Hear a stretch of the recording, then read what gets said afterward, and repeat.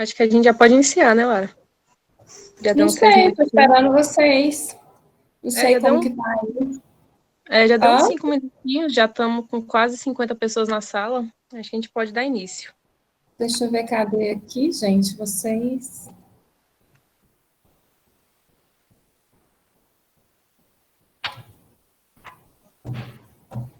Gente, cadê vocês? Se você já quiser ir compartilhando o seu material. Pois é, tô procurando vocês aqui na minha tela. Ah, achei, Google Meet. Eu vou compartilhar, então.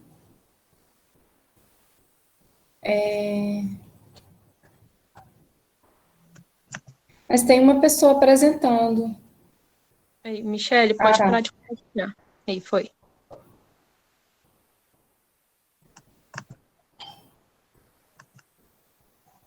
Estão conseguindo ver aí a tela? Tá carregando aqui. Foi. Foi? Foi. Deu certo? Gente, enquanto eu estou apresentando, não aparece para mim, né? Não aparece nem a minha imagem, não aparece nada, só aparece a tela cheia. Então, quem estiver aí vendo, vocês, por favor, se tiver acontecer alguma coisa, tipo parar o áudio, ficar lento, porque às vezes dá uma travada, aí só vocês me falarem, alguém entrar aí e me falar, que aí a gente volta o slide, tá bom? Beleza. Estão conseguindo ver a foto que eu coloquei de Brasília? Em homenagem a vocês? Todo mundo tá vendo? Tá a tela cheia aí, né? Tá. Correto? Pessoal, fixem a tela de apresentação dela para vocês não perderem durante a palestra. Então, eu vou começar primeiramente agradecendo a você pela sua disponibilidade. É muito importante para o nosso grupo. Agradecer por você estar vindo transmitir conhecimento para a gente. Eu vou ler um pouquinho do seu currículo aqui para o pessoal, e depois eu vou passar a palavra para você. Okay. Vou pedir para que todos mantenham o microfone e a câmera desligados, para não pesar durante a palestra. Então, a professora doutora Lara Bonfim é médica veterinária, formada pelo UFMG em 2000, especialista e mestre em tecnologia e inspeção de produtos de origem animal, doutor em zootecnia na área de produção animal. É professora da disciplina de tecnologia de carnes e derivados e inspeção de carnes e derivados do curso de medicina veterinária da PUC, em Minas Gerais, de 2012 a 2015. Lara, novamente, muito obrigada pela sua disponibilidade. Agora eu vou passar a palavra para você. Boa palestra a todos, galera. Obrigada, gente. Primeiramente, eu gostaria de parabenizá-los por estarem aqui nessa tarde. Muitas pessoas estão aí aproveitando o tempo de outra forma, e vocês estão aqui, vocês do curso de veterinária e todos os que estão aqui presentes nessa sala estão nesse momento aqui para assistir essa palestra. Então, só por isso, vocês já estão à frente de muitas outras pessoas. Eu gostaria também de agradecer o convite, estou muito feliz de estar aqui com vocês hoje. Até coloquei essa foto linda aí de Brasília, porque vocês são de Brasília, Faculdade de Brasília, eu morei em Brasília durante 4 anos, então eu tenho um carinho muito grande por essa cidade. E apesar de nós não estarmos próximos fisicamente, é como se a gente estivesse, tá? Então, gostaria mais uma vez de agradecer o convite, a oportunidade, estou muito feliz de estar aqui com vocês.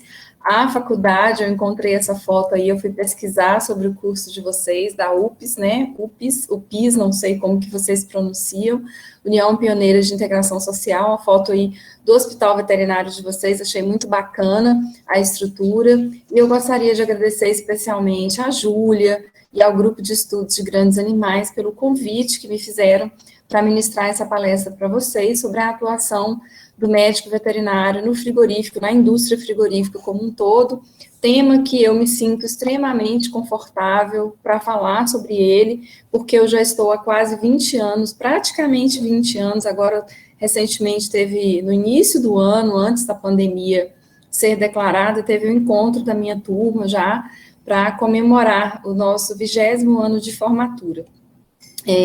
Como eu já fui apresentada, né, eu sou médica veterinária, eu atuo na indústria frigorífica, não só na área acadêmica da faculdade, mas também na indústria. Desde que eu me formei no ano de 2000, eu comecei a trabalhar no frigorífico, meu primeiro emprego foi uma desossa, na época era um entreposto de carnes e derivados, que recebia carcaças bovinas e suínas para processamento, e eu fiquei quase 7 anos nessa indústria, e depois eu comecei a atuar mais especificamente no abate, né, nos matadouros frigoríficos, que hoje são classificados como abatedouros frigoríficos. Então, eu tenho experiência no abate de bovinos, de suínos, atuei em aves também durante quase 3 anos, mas eu não curto muito aves, atuo em ovinos e em pescado também. Bom, mas vamos lá para o que interessa. Aqui estão as minhas redes sociais.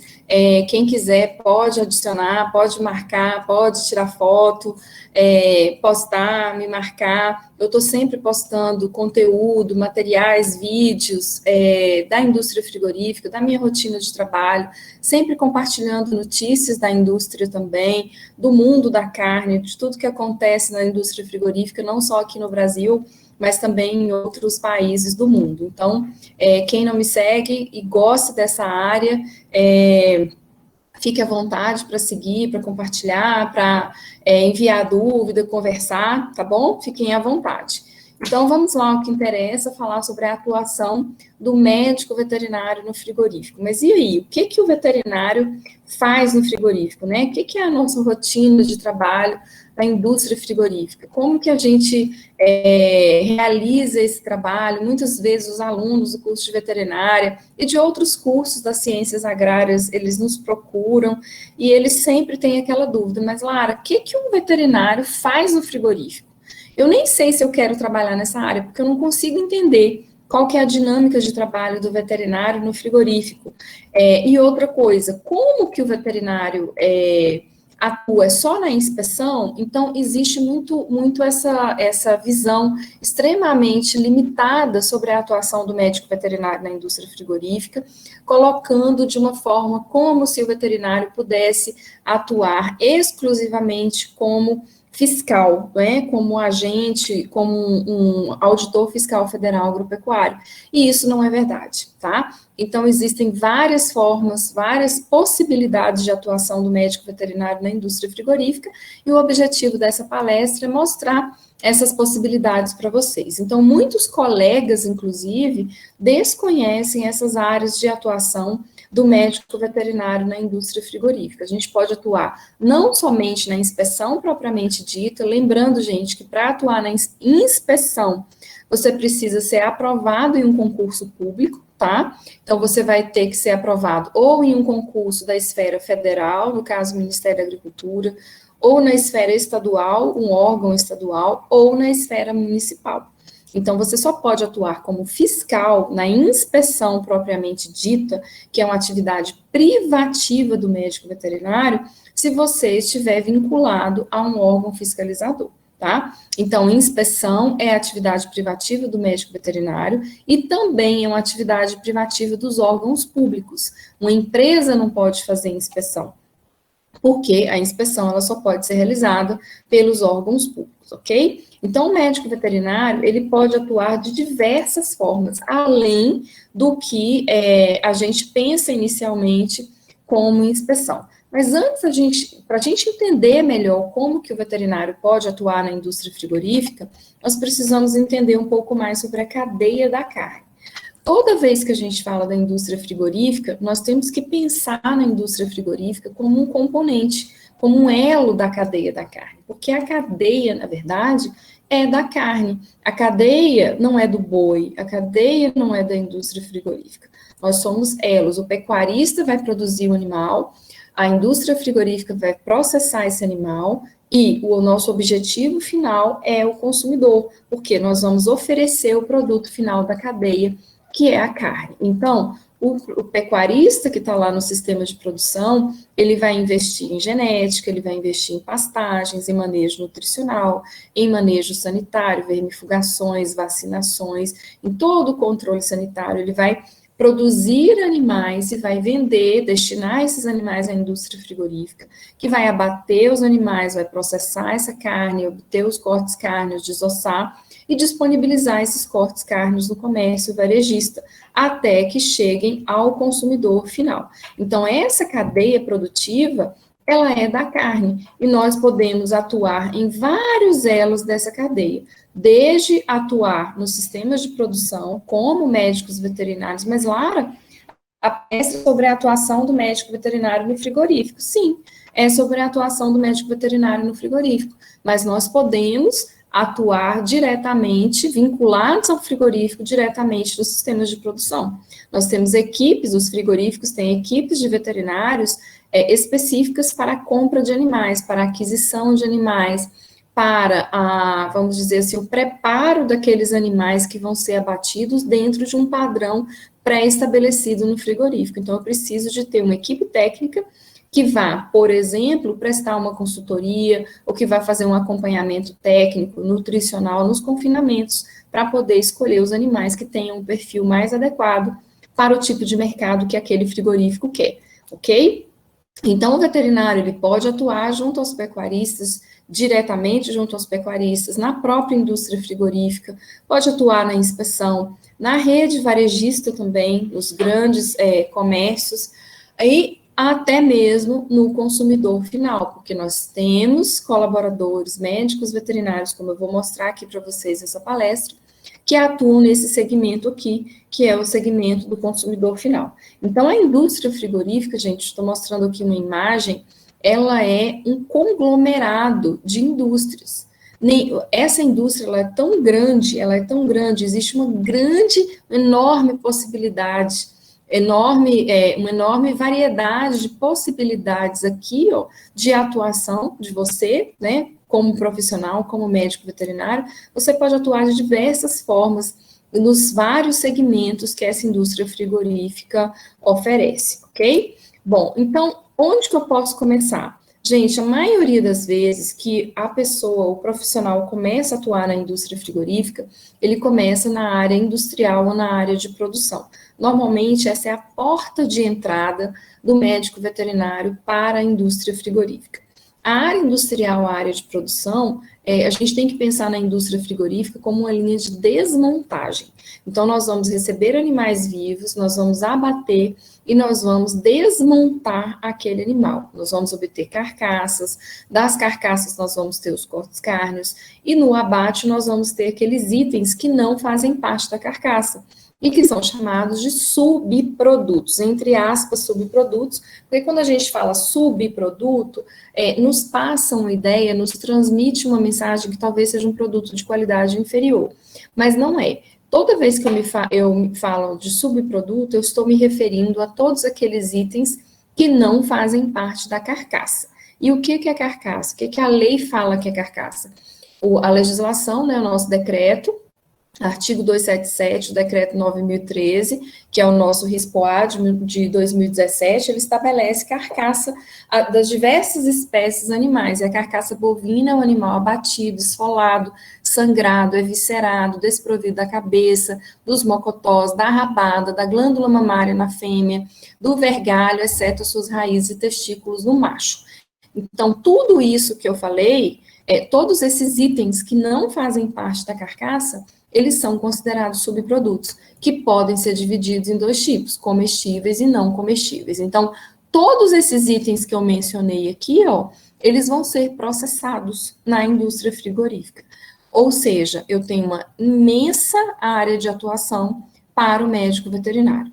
Uma outra área de atuação é o controle de qualidade. Para atuar no controle de qualidade, é importante que a pessoa tenha um perfil adequado a isso, né? Então, o controle de qualidade vai controlar todos os processos para assegurar a qualidade daquele produto, qualidade em todos os seus aspectos, higiênico-sanitário, no aspecto sensorial, no aspecto nutricional e no aspecto sensorial propriamente dito, quando a gente considera a aparência, a cor da carne. O veterinário também pode atuar como responsável técnico, a responsabilidade técnica, que é vamos dizer assim, formalmente falando, legalmente falando, é o indivíduo, é o profissional que vai ser habilitado na forma da lei e que vai responder tecnicamente por aquele estabelecimento. Pode atuar na área comercial, o trader aqui desconfigurou, essa área comercial é a parte de comercialização dos cortes, é importante a gente ter uma equipe técnica para esse segmento também, Porque hoje o Brasil é o maior exportador de carne bovina do mundo, é o maior exportador de carne de aves do mundo, é o quarto maior exportador de carne suína do mundo. E essa carne, ela precisa ser comercializada, mas cada mercado tem a sua exigência. Cada mercado tem uma especificidade. Não adianta eu querer vender algo para um mercado que não me paga por aquele produto que eu estou oferecendo. Então, se eu, por exemplo, tenho mercados árabes, muçulmanos, judeus e o mercado de produtos halal e produtos kosher, não adianta eu querer vender produtos convencionais para esse tipo de cliente, porque o produto tem uma certa especificação para esse mercado. A mesma coisa quando eu vou comercializar produtos, tem o padrão China, vocês já devem ter ouvido falar aí do boi China. Então, o boi China, ele tem uma especificação. E nós precisamos de profissionais para identificar esses animais nos sistemas de produção, qual animal que se encaixa em qual protocolo, e também no momento da comercialização. Podemos atuar na inspeção, como eu já mencionei, para isso o profissional precisa ser vinculado a um órgão fiscalizador, pode trabalhar na aquisição de animais, no acompanhamento técnico do abate e na avaliação de carcaças. Nós vamos ver cada um desses itens aqui. Então, se a gente pensar na indústria frigorífica, o primeiro segmento que o médico veterinário pode atuar é aqui, ó, na seleção e na aquisição de animais. Gente, a indústria frigorífica, ela tem uma variedade muito grande de produtos e de mercados. Eu tenho mercado para o boi comum, né? O China, por exemplo, é um boi comum, é um boi sem maiores exigências de peso e de acabamento. Eu tenho um boi, eu tenho um mercado que é mais exigente. Oi? Gente, aconteceu alguma coisa? Posso continuar?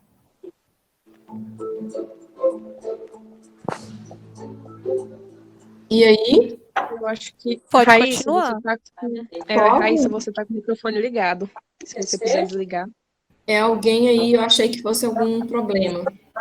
É. Bom, então a gente vai precisar de fazer uma seleção e na aquisição dos animais, porque, por exemplo, se eu vendo carne para a cota Hilton, não sei se todo mundo sabe o que é cota Hilton, a cota Hilton é um padrão internacional de qualidade de carne, né? É a carne que ela originalmente era exportada para os hotéis da rede Hilton, nos Estados Unidos, na Europa, e eles tinham uma especificação com relação ao tipo de corte cárneo, ao peso desse corte cárneo e ao padrão de acabamento, de gordura desse corte cárneo. Então, se nós vamos exportar no padrão cota Hilton, essa carne precisa ser oriunda de um animal com um padrão também cota Hilton. Não adianta eu pegar lá o mestiço leiteiro, o gabiru, né, o famoso gabiru, e querer que ele dê uma carne no padrão cota Hilton, porque isso não vai acontecer. Então, no frigorífico, nós recebemos uma heterogeneidade muito grande de animais, e nós precisamos separar esses animais de acordo com o tipo de carcaça que esse animal vai ter, e, claro, de acordo com o tipo de carne que esse animal vai produzir. E na indústria frigorífica, nós temos equipes de compra de animais específicas. Nós temos uma equipe, eu quero produzir carne premium. Então, se eu vou produzir carne premium, eu preciso de ter um boi premium, eu preciso de ter um animal diferenciado, de ser de uma raça precoce, que deposita gordura rapidamente, diferente de um animal tardio, de um animal de um confinamento convencional. Então, o primeiro local, né, o primeiro ponto de atuação do médico veterinário é aqui, já é na seleção e na aquisição de animais. Eu tenho ex-alunos médicos veterinários que atuam realizando isso aqui, ó, visitando confinamentos, visitando fazendas, para quê? Porque o frigorífico, gente, ele precisa trabalhar com uma escala de abate. O que é escala de abate? Eu preciso ter o gado que vou matar, por exemplo, amanhã, ele não pode ser comprado hoje. Por que não? Porque esse gado precisa chegar no frigorífico na véspera do dia do abate. Se ele vai morrer amanhã, ele tem que ter chegado no frigorífico hoje. Para ele chegar hoje, a GTA tem que ter sido emitida, o produtor tem que estar com a documentação dele todo em dia, a GTA com o modelo B, que é aquele modelo novo exigido pelo Ministério da Agricultura. O caminhão boiadeiro tem que sair do frigorífico, ir para a fazenda e voltar trazendo esse gado. Então, tem toda uma logística atrás, né, por trás desse processo. Então, quando a gente tem uma equipe específica para isso aqui, porque essa equipe vai coordenar todo esse processo, tá? Então, essa aquisição dos animais, ela precisa ser acompanhada, e a gente precisa escolher também o tipo de animal que vai ser abatido. Outra forma de você atuar como médico veterinário no frigorífico é realizando o acompanhamento técnico de abates, em que você comprou aqueles animais, e aí, será que vai dar acabamento? Será que vai dar peso de carcaça? Será que vai dar o padrão Cota Hilton? Será que vai dar o padrão do protocolo do novilho precoce lá do Mato Grosso do Sul? Será que vai dar o padrão da carne Angus certificada? Não sei. Então, a gente precisa não só acompanhar esses animais no sistema de produção, mas nós também precisamos realizar o acompanhamento técnico do abate desses animais, verificar o padrão racial, verificar o padrão de acabamento de gordura, precisamos verificar a questão do peso dessas carcaças, enfim, existem vários parâmetros que vão ser acompanhados e monitorados, e essa é uma área de atuação do veterinário. Inclusive, hoje nós temos várias empresas, essa imagem mesmo da PEC-BR, é um Instagram muito bacana, quem não segue, né, e gosta dessa área, passem a seguir, que eles fazem um trabalho muito legal. Tem o Instagram da ProArroba também, da Propec Abate. Então, existem várias empresas especializadas no acompanhamento técnico de abates. Para quê? Para poder avaliar esses animais e para monitorar, verificar, olha, será que esse animal aqui, ele vai se encaixar em qual protocolo? Ele se encaixa no protocolo da carne Angus? Ele se encaixa no protocolo da linha Trace? Então, depende, cada animal vai te dar um padrão racial. A área de produção, a área industrial, essa área de produção, como eu disse, ela é a porta de entrada da maioria dos colegas médicos veterinários para a indústria frigorífica. Aqui a gente está vendo uma sala de desossa do frigorífico, os animais depois de abatidos, as carcaças vão para a câmara fria, vão permanecer em torno de 24 horas na câmara fria, e depois a gente vai iniciar o processo de desossa. Tudo isso, gente, tem que ser programado, não é? Porque a gente precisa de ter uma velocidade nessa desossa. Esse aqui é um ambiente climatizado, a temperatura está aqui de, no máximo, 16 graus Celsius, se essa desossa for destinada ao mercado interno. Imagina, eu não posso colocar aqui um animal muito pesado, aquele Angus bonitão que a gente viu. Imagina se eu coloco uma vaca de descarte aqui, sem gordura nenhuma, porque a gente tem vacas de descarte. Dependendo de onde está o frigorífico, igual muitos frigoríficos que eu ando na região de Minas Gerais, são bacias leiteiras. Então, são abatidos animais mestiços leiteiros e vacas de leite mesmo, de descarte, no frigorífico. Eu não posso colocar todo mundo aqui junto na minha desossa. O abate desses animais não pode ser junto. O abate tem que ser organizado. Então, a pessoa que tem visão industrial, eu vou separar, quanto mais próximos esses animais estiverem fenotipicamente, né, o fenótipo deles forem mais próximo possível, melhor. Por quê? Eu vou colocar na câmara fria só a carcaça pesada e com acabamento gordo, na outra câmara eu vou colocar só a carcaça média, e na outra câmara eu vou colocar só a carcaça magra, porque vai facilitar o meu processo de desossa aqui. Imagina se eu tiver uma carcaça gorda, uma magra, uma gorda, aí eu pulo 3 magras, depois lá na frente vem uma gorda. Aí eu tô para fechar uma caixa de picanha aqui, ó, e tem 3 vacas magras, e lá na frente tem um gordo, a caixa vai ficar aqui aberta, tá? Então, essa área industrial, a pessoa que é da produção, ela tem que ter o olhar de produção, ela tem que pensar no ritmo, ela tem que pensar na velocidade. Essas pessoas que estão aqui nessa linha, ó, todo mundo que está aqui só mexe com os mesmos cortes. Aqui só mexe com dianteiro, aqui só mexe com traseiro, aqui só mexe com contrafilé, por exemplo. Tá? Por quê? Porque assim eu consigo ter velocidade no meu abate, eu consigo ter velocidade na minha desossa. Abate, a gente sempre começa com macho, todos os machos primeiro, por último vem as fêmeas, porque é mais rápido você abater macho do que fêmea, tá? A mesma coisa a desossa, então a gente precisa pensar e com o olhar industrial para ver qual que vai ser vamos dizer assim, os parâmetros que a gente vai adotar para essa desossa, ok? O controle de qualidade, como a gente já falou, ele precisa, a pessoa precisa ter um perfil específico para ele, tem que ser aquela pessoa que gosta do detalhe, que gosta das coisas, tem que ser um pouco perfeccionista. Se não tiver esse perfil, é difícil você ter uma pessoa boa de controle de qualidade que não tem esse perfil, tá? Então, o controle de qualidade, ele vai acompanhar todos os processos e é quem vai garantir, porque a qualidade hoje do produto, hoje não, sempre foi, né? Responsabilidade da empresa. É preciso que a gente tenha uma equipe de controle de qualidade, de garantia de qualidade, e muitas vezes nós, veterinários, vamos fazer parte dessa equipe ou vamos coordenar essa equipe.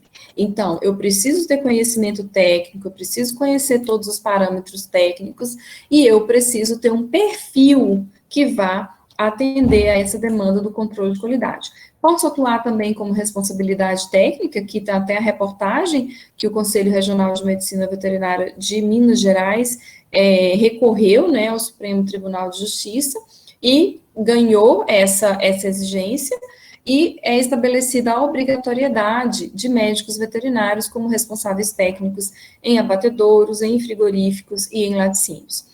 E uma outra área que a gente pode atuar é na área comercial ou trader. Como eu disse, olha só, eu posso ter, quem já entrou aí nos sites dos frigoríficos, vocês vão ter percebido que cada frigorífico tem uma linha. Eu tenho frigorífico com uma linha especial, eu tenho frigorífico com a linha... Você entra lá no site da JBS, por exemplo. A JBS tem uma linha de produtos para churrasco e tem uma linha convencional do dia a dia, uma linha prática, que é para atender aquilo que o consumidor, a dona de casa, precisa no seu dia a dia. Tem cortes que são para serem churrasqueados, mas tem cortes que não são feitos para serem churrasqueados. O que eu vou fazer com o lagarto, com a chã de fora, com o patinho, com a chã de dentro, né? Então, cada produto precisa ter o seu padrão de peso, precisa ter a sua ficha técnica e precisa ser preparado no padrão daquele cliente. Não adianta eu pegar a carne, por exemplo, hospitais, cozinhas industriais, eles sempre gostam de carne magra. E, claro, restaurantes, churrascarias sempre querem carne gorda. Então, eu preciso ajustar isso com a minha produção, com a minha área comercial. Já aconteceu comigo uma vez, a carne que era da churrascaria foi para o hospital e a carne que era do hospital foi para a churrascaria. O que aconteceu? O cliente ligou nervoso, né? Lara, a nutricionista me ligou. Quer matar todos os meus pacientes? O pessoal já está internado, você ainda está mandando alcatra gorda. Cadê a carne? Então, a carne foi trocada e isso não pode acontecer. A mesma coisa os clientes internacionais, ok? Então, essa área, gente, é uma área que tem crescido muito, e tem muitos veterinários entrando nessa área, porque, principalmente nos frigoríficos exportadores, precisa da pessoa conhecer o processo de produção, e o veterinário, ele tem esse conhecimento, desde o sistema de produção até chegar à etapa final.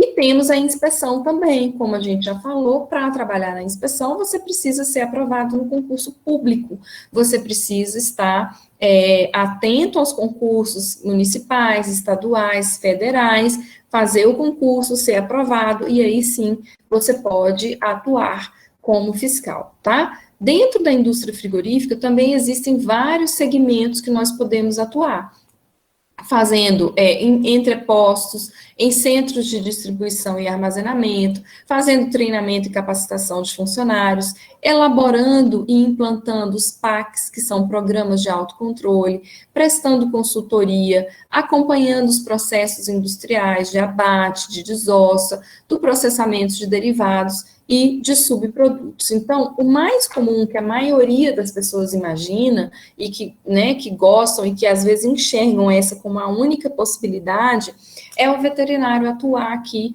no abate dos animais, na sala de matança. Mas essa é uma das possibilidades, apenas uma. Existem N outras possibilidades que a gente vai ver aqui agora. Outra possibilidade é a desossa, a maioria dos frigoríficos tem essas duas atividades, né, tanto abatem como desossam, nem todos industrializam, mas a maioria dos estabelecimentos vão abater e vão desossar, e tem um terceiro tipo, que é o estabelecimento que processa derivados cárneos. Gente, não pode confundir o conceito de derivado com subproduto, tá bom? Derivado é tudo aquilo que vai ser feito a partir de uma matéria-prima cárnea ou cárnica. Então, eu vou usar a carne para fazer hambúrguer, para fazer almôndega, para fazer quibe, e eles são derivados cárneos. Agora, fígado, língua, dobradinha é o quê? Subproduto comestível, porque não faz parte da carcaça, mas foi obtido durante o abate, ok? Então, tem muitas pessoas que falam assim, Lara, eu adoro frigorífico, mas eu não gosto da parte de abate. Ótimo, não significa que você não possa trabalhar na indústria frigorífica, você pode, porque existem outros segmentos, como a desossa e o processamento de derivados, que você não vai lidar, você não vai ter que ficar convivendo com o abate. Tem pessoas que não gostam dos processos, tem pessoas que sentem mal, não tem problema, gente, não é demérito nenhum, desde que você atue em outro segmento, tá bom? E, por último, nós temos os subprodutos, que é um segmento que tem crescido muitíssimo na indústria frigorífica, as chamadas graxarias, onde nós vamos receber os despojos da matança. O que são os despojos? Tudo aquilo que a gente não aproveitou no abate. Esses despojos, eles vão ser cozidos em digestores, eles vão ser prensados, a gente vai extrair o sebo, a gente vai extrair a farinha de carne, a farinha de ossos ou a farinha de carne e ossos, se esses resíduos chegarem misturados. E a partir dessa farinha de carne e ossos, desse sebo, a gente vai fazer outros produtos, como as rações, a ração para cães, para gatos, para peixe, para suíno, para ave, só não pode ser utilizada na alimentação de ruminantes por causa da vaca louca. Nós temos a linha de pet food, né, que são os alimentos para pet, e nós temos a linha de pet shoe. Pet shoes são esses mastigadores aqui que a gente faz para os cachorros, para gato. Isso aqui mesmo ó, é vergalho de boi, né? É o pênis do boi prensado, muitas vezes ele é defumado, e o cachorro fica mastigando esse ossinho aí, tá bom? Então, são produtos feitos à base de colágeno, a fábrica de gelatina também, a gelatina comestível, curtume, tudo isso são subprodutos da indústria frigorífica. Aqui um centro de distribuição, armazenamento, é um outro segmento que você pode atuar como veterinário também. Essa aqui é uma ex-aluna minha, ela me mandou essas fotos, é a Sara, ela trabalha na JBS, né, na diretoria da qualidade. Esse centro de distribuição, ela recebe aproximadamente por dia 40 carretas, ele está na região metropolitana de Belo Horizonte, ela recebe carretas, aqui não tem processamento, ela recebe já o produto pronto de outras unidades da JBS, importados também, e esses produtos eles vão ser distribuídos na região metropolitana de Belo Horizonte e lá em Minas Gerais. Então, todo esse processamento aqui, ó, o controle de qualidade de todas as matérias desses produtos acabados, é ela que faz.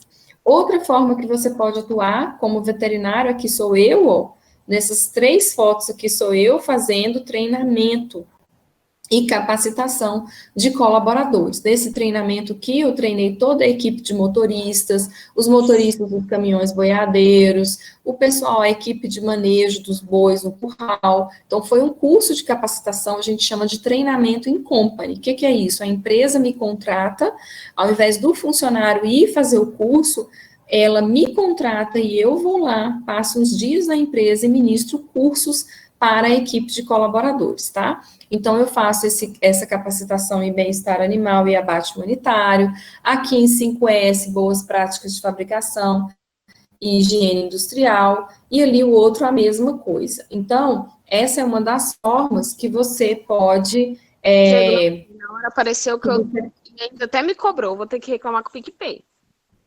Oi? O que aconteceu, gente? Posso continuar? Eu acho que alguém estava com o microfone ligado de novo. Pode continuar assim, Lara. Outra forma de atuação é a elaboração e implantação dos programas de autocontrole. Então, os programas de autocontrole eles são exigidos atualmente pelos órgãos, tanto os órgãos federais como órgãos estaduais exigem programas de autocontrole. Aí o frigorífico ele tem que desenvolver, elaborar esses programas, desenvolver esses programas e implantar esses programas. uma das minhas áreas de atuação em que eu presto consultoria é essa, de visitar a empresa, avaliar os programas de autocontrole, revisar esses programas de autocontrole e propor mudanças. Realizo consultorias também em outras empresas, aqui, ó, todas foram minhas ex-alunas, essa é da certificadora Angus, essa que hoje está na Seara, e essa aqui na marca Cara Preta. Aqui foi um treinamento que eu fiz para uma colaboradora também, a abate de cordeiro, né? Então, a consultoria, para você, Lara, eu quero ser um consultor em frigorífico. Ótimo, que bom. Só que para você prestar consultoria, você precisa ter já uma expertise, você precisa ter um know-how, você precisa ter uma experiência na indústria frigorífica para que você consiga identificar não conformidades, identificar os problemas e resolver os problemas. O profissional vale pela capacidade que ele tem de resolver problema. Se você vai lá, né, fala aquele tanto de coisa, mas não adianta você chegar lá e apontar todos os erros da empresa, todos os problemas que a empresa tem, mas você sair sem dar a solução. A consultoria, a dificuldade dela, porque é justamente essa. Muitas vezes eles te chamam porque já existe um problema instalado, um problema que já é do conhecimento de todos, mas que eles ainda não conseguiram resolver, tá? Bom, então, para ilustrar isso tudo que eu falei, gente, eu vou falar um pouco, vou mostrar um pouco, não sei se todos vocês já conhecem, o processo do abate de bovinos. Então, como que a gente pode atuar na indústria frigorífica? Posso atuar em todos esses elos aqui, ó, desde o sistema de produção até a carne chegar no consumidor final, passando pelo embarque na fazenda, o transporte, o recebimento dos animais no frigorífico, o abate, né, a insensibilização, o abate, o resfriamento nas câmaras, a desossa, essa carne vai ser conduzida, vai ser destinada ao consumidor final, até chegar no prato do consumidor. Mas o que a gente precisa ter conhecimento? O que eu preciso para atuar na indústria frigorífica, Lara? Primeira coisa que você precisa é conhecer o processo. Você precisa conhecer o processo do ponto de vista teórico e você precisa conhecer o processo do ponto de vista prático. Não adianta você só ler lá no livro, né? Ler lá na norma de bovino, a norma de suíno, como que é o processo? Você precisa dar um diagnóstico lá dentro. E se eu te perguntar, olha, se a gente for ali no curral, você consegue me dizer se os currais estão conformes ou não conformes? Se eu te perguntar do piso, da cerca, da água, do bebedouro dos animais, qual que é a capacidade dos bebedouros de alojamento dos animais por curral? Qual que é a densidade, você sabe? Então, assim, se você quer atuar na indústria frigorífica, você precisa se familiarizar com esses números, você precisa estar familiarizado com as normas, porque o empresário, quando ele te contrata para que você possa ajustar a empresa, para que você possa colocar tudo de acordo com o que está na norma, para você resolver as não conformidades. Tá? Então, a linha, o ponto de partida para quem quer trabalhar na indústria frigorífica, gente, é a legislação, é estudar a teoria e associar essa teoria com a prática. Lara, como que eu faço isso? Fazendo estágios. Vocês têm que buscar estágios, vocês têm que se prepararem. Muitas vezes o aluno fala assim, eu estou amando as aulas de tecnologia de carnes, mas no primeiro dia que vai no frigorífico, odeia. Por que odeia? Porque na aula eu vou mostrar vídeo aqui, mas não tem o cheiro da sala de matança, não tem o calor da sala de matança, né? Infelizmente. Não tem o cheiro da sala de matança, não tem nada disso. E muitas vezes o aluno gosta da aula e chega lá, odeia o frigorífico. E vice-versa acontece também, já aconteceu comigo, de ter alunos que não gostavam das aulas, assim, não é que não gostavam, eu quero mexer com cavalo, por exemplo. E quando chegou a primeira visita no frigorífico, amou, apaixonou, tá? Então, acontece de tudo, mas como que eu vou saber identificar isso? Eu preciso conhecer a teoria e fazer uma associação da teoria com a prática. Então, vamos lá. Eu consigo avaliar o desembarque? Vocês conseguem avaliar o desembarque dos animais? Se está certo ou se está errado? Se está de acordo com a norma ou se não está? Porque o nosso trabalho na indústria frigorífica, gente, é só esse. O mundo está dividido em dois, conforme e não conforme. ou está certo ou está errado, não tem mais ou menos no meio, entendeu? Então, a área de desembarque, o que que as normas de bem-estar animal falam, o que que a norma de bovino fala, como que esse desembarque tem que ser, como que o piso tem que ser, esse piso tem que ser um piso antiderrapante, essa declividade não pode ser muito acentuada, senão o animal vai ter dificuldade de descer. Essa região deve ser preferencialmente fechada para facilitar com que o animal progrida. Depois eles de desembarcados, eles vão permanecer nos currais para descanso, jejum e dieta hídrica por aproximadamente 12 horas. O nosso tempo, a legislação brasileira, ela não prevê mais o tempo de jejum, diferente da legislação anterior, que previa um tempo de jejum. A nossa legislação não prevê mais. Ela estabelece apenas que, caso os animais permaneçam por um período superior a 24 horas, eles devem ser alimentados. Lara, mas isso não vai acontecer nunca. Mentira, vai acontecer sim. Vai acontecer se tiver qualquer problema no frigorífico. Quebrou, estragou um equipamento, né? Faltou energia.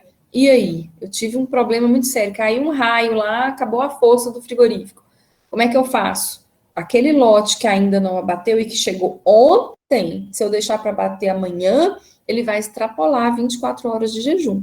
Aí, o que que nós vamos fazer? Nós temos que ter previsto essa situação no nosso programa de autocontrole. Então, eu tenho que providenciar a alimentação para esses animais. E depois que eles se alimentarem, nós vamos começar um novo jejum, tá? Então, é o que eu falo para vocês. Mas para tomar essa decisão, eu preciso conhecer a norma.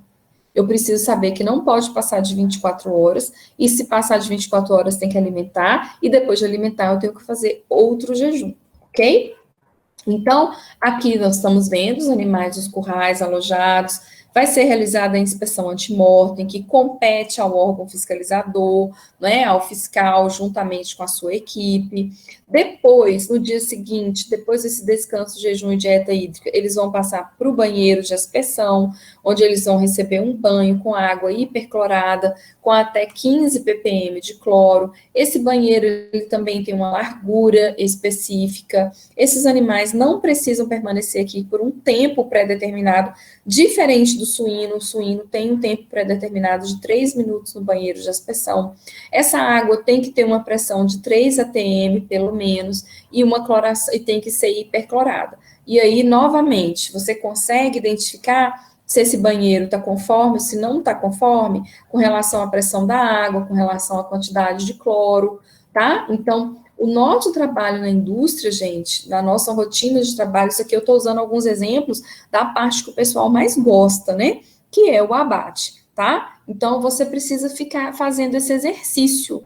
Eu posso atuar no frigorífico, eu quero atuar no frigorífico, eu consigo enxergar e dar esse diagnóstico nessa instalação. Qual que é o objetivo do banheiro de inspeção? Acalmar o animal, limpar o animal, né? E promover uma vasoconstrição periférica e vasodilatação interna. Então, eu preciso que esse animal saia limpo do banheiro de aspersão e progrida em direção à sala de matança. Então, ele vai passar pela rampa de acesso à sala de matança.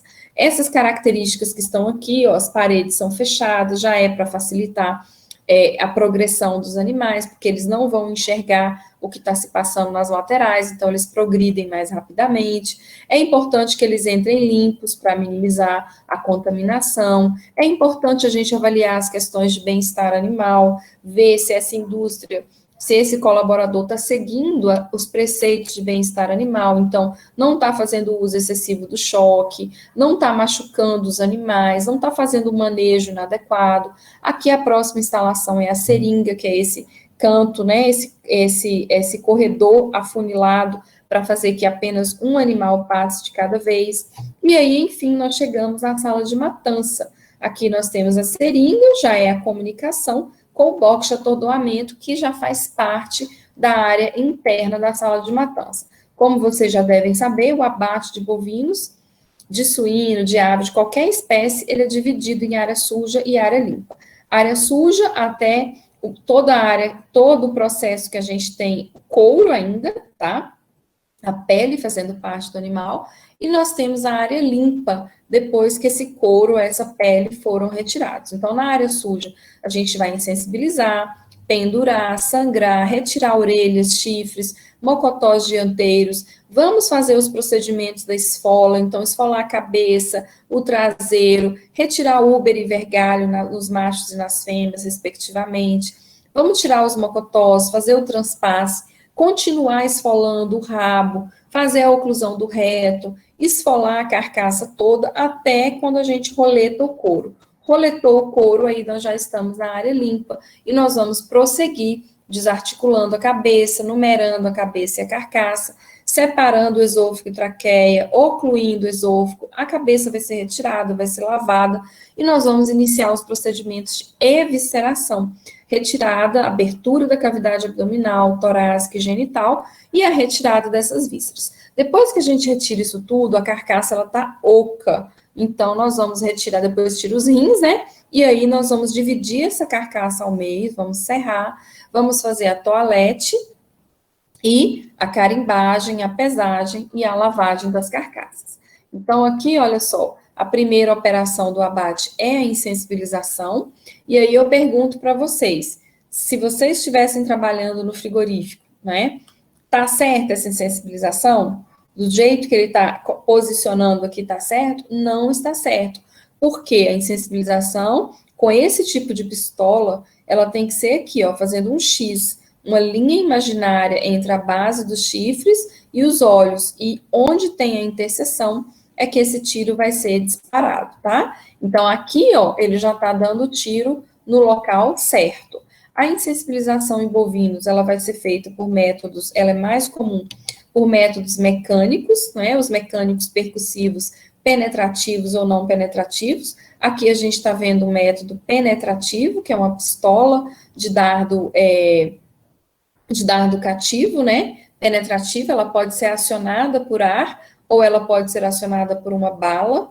Lá no meu Instagram, eu até postei esses dias atrás uma pistola acionada por bala, né, uma bala igual bala de revólver, ela vai causar uma lesão no cérebro e formar uma cavidade no cérebro. Aqui é um vídeo, ó. Opa, eu esbarrei, mas vocês vão ver aí o vídeo, o animal entrando no box de atordoamento, ó. Esse box é um box convencional, não é um box que prende o tronco do animal, o pescoço do animal, a cabeça do animal. O vídeo está travando um pouquinho.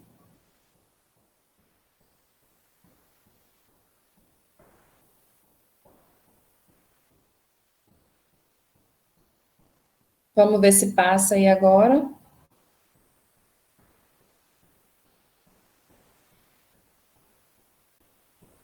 Eita, não está passando.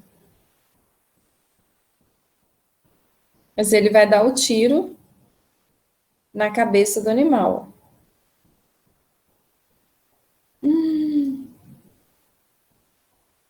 Não sei o que está acontecendo que não está indo.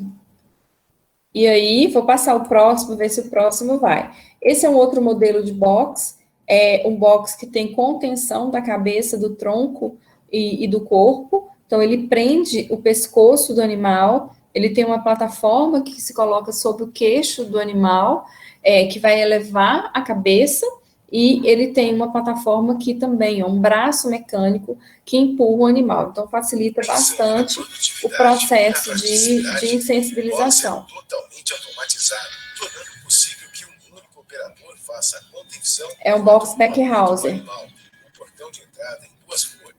Ele tem uma mesa de controle, né?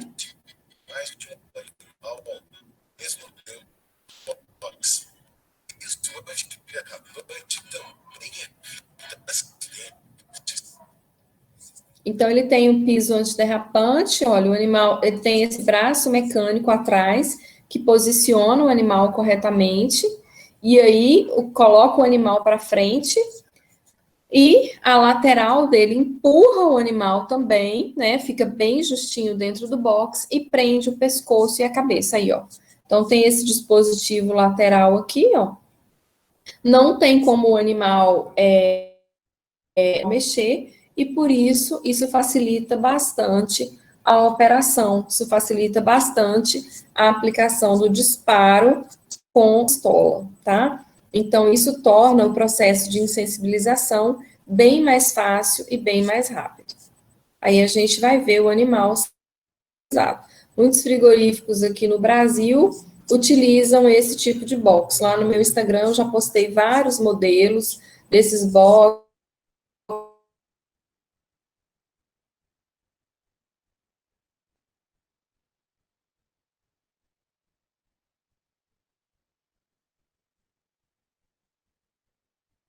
Um outro vídeo mostrando. O box tem uma abertura lateral, o animal vai ser ejetado, né? O piso do box ele se inclina e o animal escorrega, então, caindo aí, ó, nessa área ou praia de vômito. A gente fala área de vômito, mas o bovino, vocês sabem, vomita, né? O que acontece é que, como o animal ficou em jejum e tomando muita água, ele tem quando a gente pendura pelo efeito da gravidade e devido à lesão que teve no cérebro do animal, ocorre um certo refluxo. Por isso que a gente chama isso de vômito, ok? O tempo entre a insensibilização e a sangria, quando a gente usa esse tipo de pistola, que é a pistola penetrativa, o tempo máximo entre sensibilização e sangria é de 1 minuto, tá? Então tem que ser muito rápido. Quando a gente usa pistola não penetrativa, esse tempo ele cai um pouco, porque a lesão dela não é tão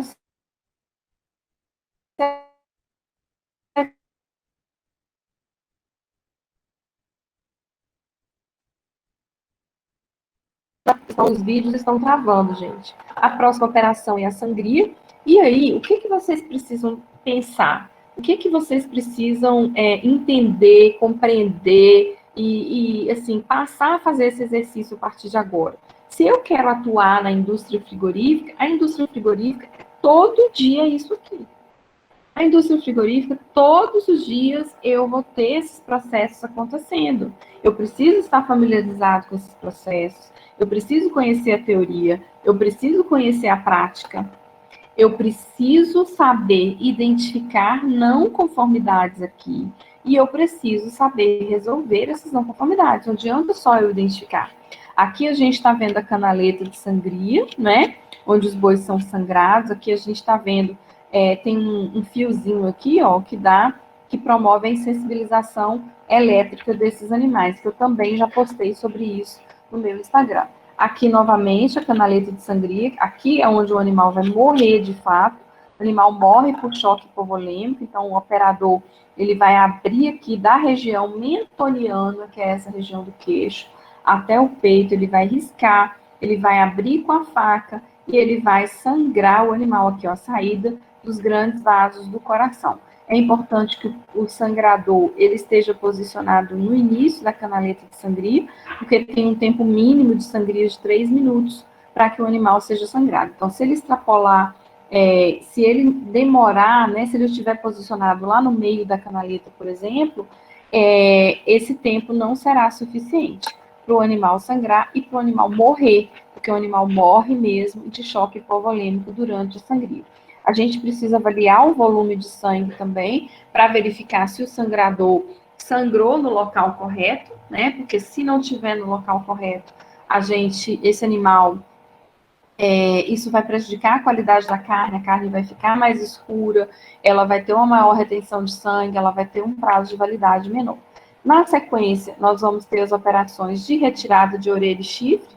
Isso pode ser feito com alicate, pode ser feito com serra. O que é importante? Que o animal já esteja fora da canaleta de sangria, porque nós não podemos ter operações mutilantes na canaleta de sangria. Então, desarticulação de mocotó, esfola de cabeça, retirada de lábios, retirada de orelha, chifre, tudo isso só pode acontecer fora da canaleta de sangria. Depois eu vou iniciar os procedimentos de esfola, né? A esfola nada mais é do que a retirada do couro. Então, nós vamos começar esfolando esse animal pela região superior, pela parte alta, e vão ter colaboradores aqui também na parte baixa, continuando esse processo de esfola, tá? Então, enquanto o pessoal que está na plataforma superior está esfolando o traseiro, o pessoal que está posicionado aqui embaixo começa a esfolar a cabeça e começa a esfolar a região do dianteiro. Então, eu tenho simultaneamente acontecendo dois processos de esfola. Quem está nas plataformas superiores esfolando o traseiro do animal e quem está na parte de baixo, que está no piso da sala de matança, está esfolando a cabeça e o dianteiro.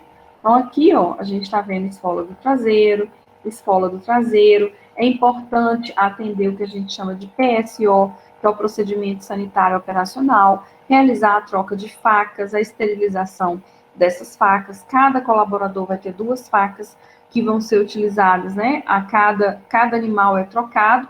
E também, no caso da esfola, uma faca para riscar, que tem contato, a lâmina tem contato com o couro, e uma outra faca para cortar a carne propriamente dita, tá? Retirada de úbere e vergalho, úbere nas fêmeas e vergalho no macho. Antigamente, isso não era retirado na área suja, hoje eles são retirados na área suja. Retirada dos mocotós traseiros pode ser feita manualmente, olha só, ou com alicate. Eu postei também no meu Instagram os alicates, são alicates hidráulicos que retiram os mocotós, né, tanto dianteiro como traseiro. Esses mocotós traseiros sendo retirados, vai ser realizado o transpasse. O que é transpasse? A gente vai passar essa carcaça para a carretilha. Vocês vão ver aí agora, ó, o funcionário lá no frigorífico fazendo a esfola. Então, ele está com uma faca de cabo amarelo, né? Então, primeiro ele risca o couro com uma faca e depois ele começa a descolar o couro da pele com uma outra faca. Bom, então, continuamente, esse é um processo de esfola da região do traseiro. E depois de esfolado, nesse caso aí, tá tirando o tendão, né, tá fazendo a canela, ele vai desarticular esse membro. No caso, esse frigorífico aí, eles não usam, lá não tem o alicate. Ele tá fazendo tudo manualmente. O bocotó vai ser desarticulado manualmente. Aí, ó, ele já trocou de faca, tá com a faca de cabo branco, já é outro colaborador fazendo o outro lado. Então, eu tenho um que faz um lado e o outro que faz o outro lado. Olha aí a faca, agora ele vai fazer a desarticulação. O vídeo tá travando bastante, né, gente? Mas olha só, o que que aconteceu? O pé do boi encostou no outro que já estava esfolado do lado. Isso aí não pode acontecer, tá? Então, toda vez que a gente vai no frigorífico, a gente tem que ficar observando para identificar as não conformidades e depois a gente corrigir essas não conformidades. Outra coisa, o procedimento de esfola tem que ser feito com cuidado. Não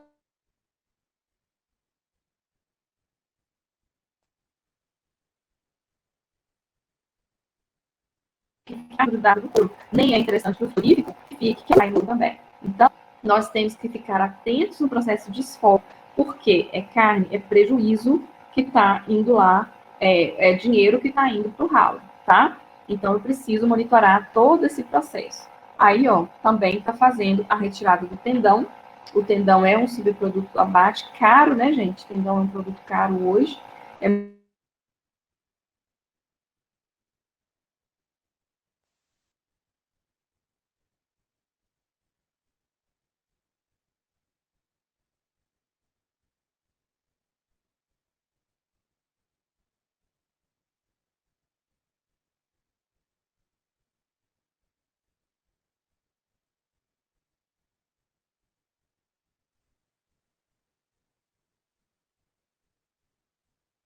É separar, né, precisa fazer um corte, anular, envolver esse reto com um saco plástico, igual a gente está vendo aí no vídeo, ó. Amarrar com o barbante, tem empresas que têm clips também, amarra e pronto. Então, por que que eu tenho que fazer o cruzando reto? Para não ter a contaminação fecal da carcaça, tá? Os vídeos não estão rodando direito, porque a internet está um pouquinho lenta. Mas ele vai ser amarrado aí. Vou continuar a esfola, vai ser feita a esfola da região lateral da carcaça. Então, o couro, ele vai ficar agarrado somente pela região lombar do animal. Olha só, aí é uma faquinha pneumática, é uma faca da Jarvis. ela parece aquele cortadorzinho de pizza, é uma faca redonda, tá vendo? Ela facilita bastante o processo de esfola. Quando a gente assiste o vídeo, os colaboradores fazendo esfola, a gente acha que é uma coisa super fácil de fazer, mas não é. A esfola, ela exige habilidade, principalmente para quem está aí no dianteiro. Por quê? Porque o cara ele vai esfolar um lado e o outro lado. E quando o esfolador ele é destro, ele esfola melhor o lado esquerdo. E quando ele é canhoto, ele esfola melhor o lado direito. Então, quando a gente entra na sala de matança, a gente já vê logo a diferença de um lado para o outro. Então, essa faca, ela facilita bastante o trabalho do operador, tá? Bom, então essa esfola ela vai continuando, a região abdominal, até que a esfola termina, né? E o couro vai ficar preso somente pela região lombar. Aqui, ó, a gente está vendo a esfola que a gente chama de costa alta, é essa parte, ó. Então, eu tenho do lado de cá um colaborador fazendo a esfola, e lá aqui embaixo, na plataforma, eu tenho outro colaborador complementando a esfola do dianteiro. A gente percebe que as duas coisas estão acontecendo simultaneamente, olha, e tá saindo muita carne no couro. Olha aqui o piquezinho que ele deu de faca na carne, tá? Então,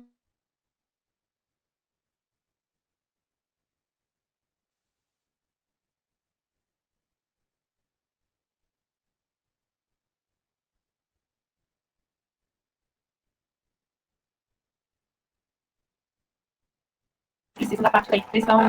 Aí, chegamos no roletamento do couro, que é o final da área suja, né? O couro vai ser roletado e nós vamos iniciar, então, a área limpa. O couro, ele vai ser preso em uma corrente, como vocês estão vendo aí.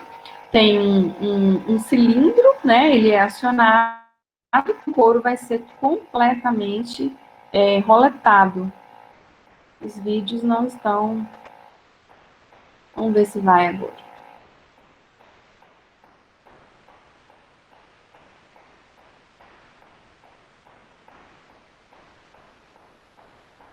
Gente, eu vou fazer o seguinte, espera aí só um pouquinho, que eu vou,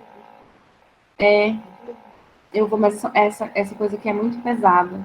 Eu vou desligar a minha câmera, tá? Eu vou desligar a minha câmera, porque quando eu desligo a minha câmera,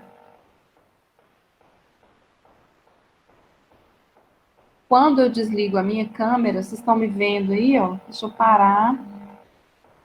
Pronto.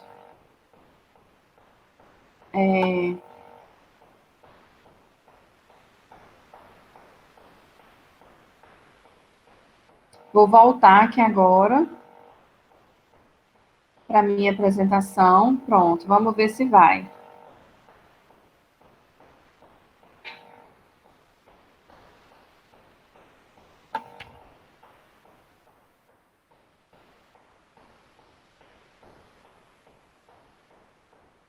Agora tá indo, ó, melhor. Um aluno que falou isso comigo. Professora, desliga a câmera, que aí o vídeo passa. Eu nem... Ih, gente, ó, não deu certo. Não deu certo, mas vamos assim mesmo. Bom, daí a gente chega na área limpa. Na área limpa, nós vamos desarticular a cabeça, né? A primeira coisa que vai ser feita é a separação da cabeça e da carcaça. Essa cabeça, ela precisa ser numerada para a gente manter a correspondência da cabeça e da carcaça. Eu preciso saber se essa cabeça tiver uma lesão, qual cabeça que é de qual carcaça. A gente pode numerar com lapiscópia, a gente pode usar outros recursos também. Vamos separar o esôfago e a traqueia. O esôfago, ele sai com o trato gastrointestinal e a traqueia, ela sai com o trato cardiorrespiratório. Então, a gente precisa fazer essa oclusão do esôfago. A oclusão do esôfago, ela vai ser feita com o auxílio do saca-rolhas. Ela pode ser feita com barbante e ela pode ser feita com clipes de oclusão também. O que acontece quando a gente não oclui o esôfago? Olha só, contaminação gástrica, tá? Olha aqui o refluxo, sujando a sala de matança, sujando as instalações, sujando o colaborador. Então, a gente tem que parar o abate para higienizar. Aqui é o Clips. Esse é um frigorífico que não é aqui no Brasil, né? Mostrando o Clips sendo utilizado. Então, oclui completamente o esôfago. Ele é um clipezinho que você fecha ele, encaixa, e o esôfago fica completamente ocluído. Depois, essa cabeça ela pode ser retirada ela vai ser lavada no lavador de cabeças. É muito importante a gente lavar bem a cabeça, por quê? Porque a carne de cabeça, ela é carne industrial, ela vai ser consumida, ela vai ser destinada à fabricação de derivados, carnes, né? Carne industrial é um tipo de carne que não pode ser vendida para o consumidor final, ela só pode ser comercializada de frigorífico para frigorífico, ninguém vai encontrar carne industrial, ferida de sangria lá no supermercado, não vai, porque a gente só pode vender esse produto para indústrias, porque é uma matéria-prima para a fabricação de derivados carnes. Então, eu preciso lavar bem essa cabeça, dentro da cavidade oral, da cavidade nasal, externamente, para tirar todos os coágulos de sangue, e depois essa cabeça lavada, ela vai ser inspecionada pela equipe de inspeção, vai ser feita a inspeção do conjunto cabeça e língua. Na sequência, a gente vai abrir o peito com o uso da serra, lembrando, gente, que todas as facas têm que ser esterilizadas, tem que fazer a troca de faca, e as serras também, alicate de chifre, serra de peito, serra de carcaça, todas elas, alicate de mocotó, todos eles têm que ser esterilizados com água quente, com a temperatura mínima de 82,2 graus Celsius. A serragem do peito, ela também requer um cuidado. Se o colaborador não tiver cuidado, olha o que pode acontecer: perfurar o rumen, o retículo e contaminar a carcaça, tá? Então, a carcaça vai ser serrada. Aí, ó, ele está riscando com faca o local que vai servir de referência para ele e vai fazer a serragem do peito, tá? Então, serra o peito para ter acesso à cavidade. O vídeo vai só até a metade, depois ele não passa mais. Vamos ver aqui.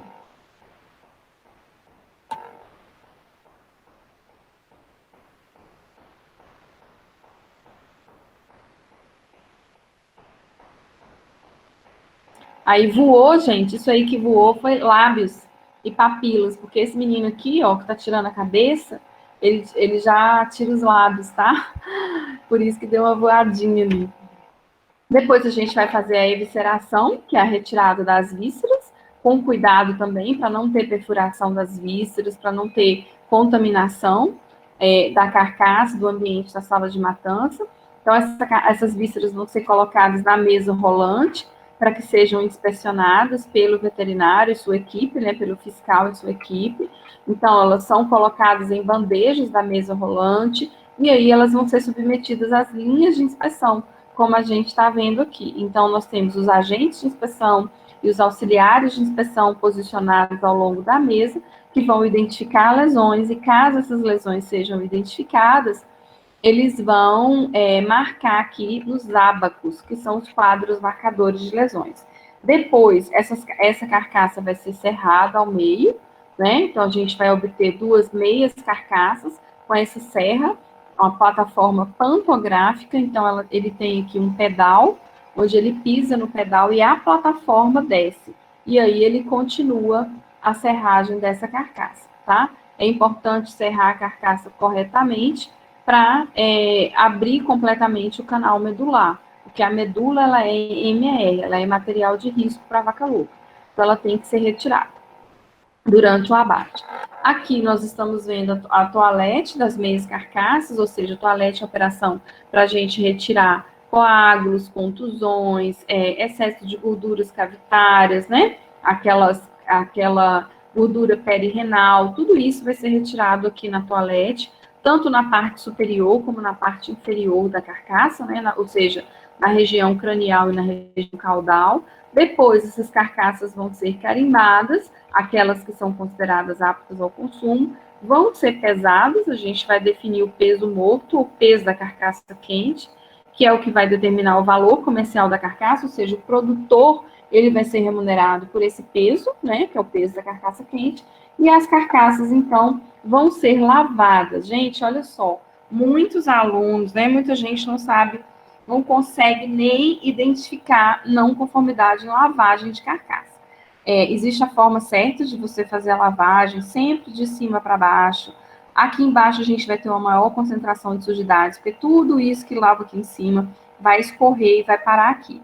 Ou seja, o nosso trabalho no frigorífico é um trabalho que continuamente nós vamos ter que É saber a teoria e aplicar essa teoria na prática e identificar essas não conformidades em todos esses processos. Então, se você é veterinário, se você vai ser veterinário e quer atuar na indústria frigorífica, você precisa da teoria e você precisa da prática, você precisa estar lá dentro da sala de matança, ou na desossa, ou em qualquer um desses segmentos que eu apresentei para vocês, aprendendo. Essas carcaças, então, depois de abatidas, elas vão para a câmara fria, onde elas vão permanecer por aproximadamente 24 horas, até que o músculo se transforme em carne, e no dia seguinte, elas vão ser encaminhadas para a desossa, a gente vai ter a obtenção dos cortes cárneos. Aqui no Brasil, a gente serra entre a quinta e sexta costelas, então nós temos o dianteiro com 5 costelas e o traseiro com 8 costelas, dividimos em dianteiro e traseiro comum, e do traseiro comum nós vamos separar a costela ou ponta de agulha, que é essa daqui em vermelho, e vai ficar o traseiro serrote, o traseiro especial ou pistola. Então, esses cortes, eles vão ser encaminhados para a desossa, os cortes vão ser desossados, vão ser submetidos a um refile ou toalete, aqui, ó, a gente está vendo o lagarto, então passa por uma toalete para retirada de excesso de tecido conjuntivo, de linfonodos e tal. Depois vai ser embalada na embalagem primária, que é aquela que tem contato com o produto. Depois a embalagem secundária. Todos esses ambientes que a gente está vendo aqui são ambientes climatizados. É frio, por isso que vocês estão vendo todo mundo de moletom, todo mundo de luva. A embalagem é climatizada, a embalagem secundária também é climatizada. E depois essas caixas, essas carnes vão ser colocadas na caixa, vão ser colocadas novamente em câmara fria até serem expedidas, até serem comercializadas e chegarem lá no cliente, né? E o cliente somos nós, né, gente? Nós vamos comprar essa carne. Então, você é veterinário e quer atuar na indústria frigorífica, primeira coisa é você começar a estudar a teoria da indústria frigorífica, começar pelo regulamento, programa de autocontrole. Gente, isso aqui é a pontinha da pontinha do iceberg. Eu não estou nem falando, nem entrei em material de risco, que a gente tem que tirar durante o abate, eu nem entrei em programa de autocontrole, eu não entrei na parte de rotulagem, nada disso. Eu só falei, né, eu dei um exemplo, eu usei a estrutura, as operações do abate para dar um exemplo, para que vocês possam entender de forma prática como é a nossa rotina de trabalho. Então, a nossa rotina de trabalho, ela é o tempo todo. O que acontece se eu não ocluir um reto? O que acontece se não for ocluído o esôfago? Eu vou ter contaminação. E se eu tiver contaminação, eu tenho perda. E se eu tiver perda, eu tenho prejuízo. Entenderam? Então, eu estou ali dentro, eu tenho que ficar o tempo todo observando como que essas operações estão sendo feitas.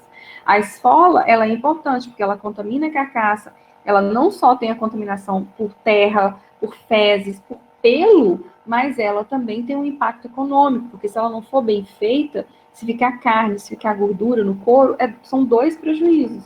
A gordura, porque essa gordura tinha que estar na carcaça, a carne tinha que estar na carcaça. E o segundo prejuízo para o curtume. Tem empresa que eu atendo que tem frigorífico e curtume. E aí o pessoal do curtume está reclamando que o couro está chegando com gordura e com carne. E o pessoal do frigorífico está reclamando que está tirando a gordura e está saindo o couro. Tá? Então, tudo isso que a gente vai fazer, todo o nosso trabalho, claro, é para atender o nosso cliente, que é o consumidor final, para ter carne de qualidade, mas também para dar um resultado financeiro para a empresa. Sem esse resultado financeiro, não vai ter razão de existir o nosso trabalho na indústria frigorífica, tá? Então, como considerações finais, eu coloquei aqui, né? Todo mundo me pergunta, fala, Laura, eu quero trabalhar em frigorífico, porque é bom, porque dá dinheiro, porque é isso, porque é aquilo. Não deve ser essa a razão pela qual você queira trabalhar em frigorífico. Você deve trabalhar em frigorífico porque você gosta. E eu gosto muito dessa frase, né? O sucesso não é necessário para a felicidade, e sim a felicidade que é necessária para o sucesso. Se você ama o que você faz, você terá sucesso. Gente, não tem outro jeito. Se você quer ser um bom profissional, se você quer atuar na indústria frigorífica, você vai precisar gostar muito do que você faz e ter esse conhecimento teórico e prático, tá? Então, eu gostaria de agradecer a todos, primeiramente a Deus, eu gosto muito desse versículo. sempre coloco nas minhas palestras, né? Porque dele, por ele e para ele são todas as coisas. Então, se nós estamos aqui hoje, nesse momento, nessa palestra, nós já temos que agradecer. Muitas pessoas estão passando por momentos difíceis, por momentos de perda, de dor, perderam seus entes queridos nessa pandemia, e nós estamos aqui aprendendo, trocando experiências. Gostaria de agradecer ao curso de Medicina Veterinária da UPIS, ao GEGRAN, Grupo de Estudos em Grandes Animais, a Júlia Vilela, a Rafa Vetti, né, parceira aí na divulgação, e a todos vocês presentes que estão aqui até agora me ouvindo, ok? Muito obrigada pela atenção, o que vocês precisarem, eu estou à disposição, podem mandar mensagem pelo Instagram, pelo Facebook, às vezes eu demoro de responder um pouquinho, manda outro oi lá, é porque muita gente, são muitas mensagens, e nem sempre eu consigo responder todo mundo na velocidade que eu gostaria, tá bom? Gente, espero que vocês tenham gostado. Agora eu vou voltar aqui, vou parar a apresentação, né? Pra gente voltar para a apresentação. Pronto. Voltou? Aí, a minha câmera, né? Que eu desliguei. Bom, eu vou te agradecer novamente por você ter disponibilizado aí o seu tempo para a gente. É muito importante para o nosso grupo. É um tema que eu tinha bastante curiosidade, então eu aprendi bastante. E Bom. O pessoal gostou bastante também, pelo tanto de perguntas. Então, hora das perguntas. Vamos Beleza? lá, gente. A Bruna perguntou: apenas a área de inspeção exige uma aprovação em concurso público? Na área industrial, comercial, controle de qualidade e aquisição não são vinculadas a um órgão público?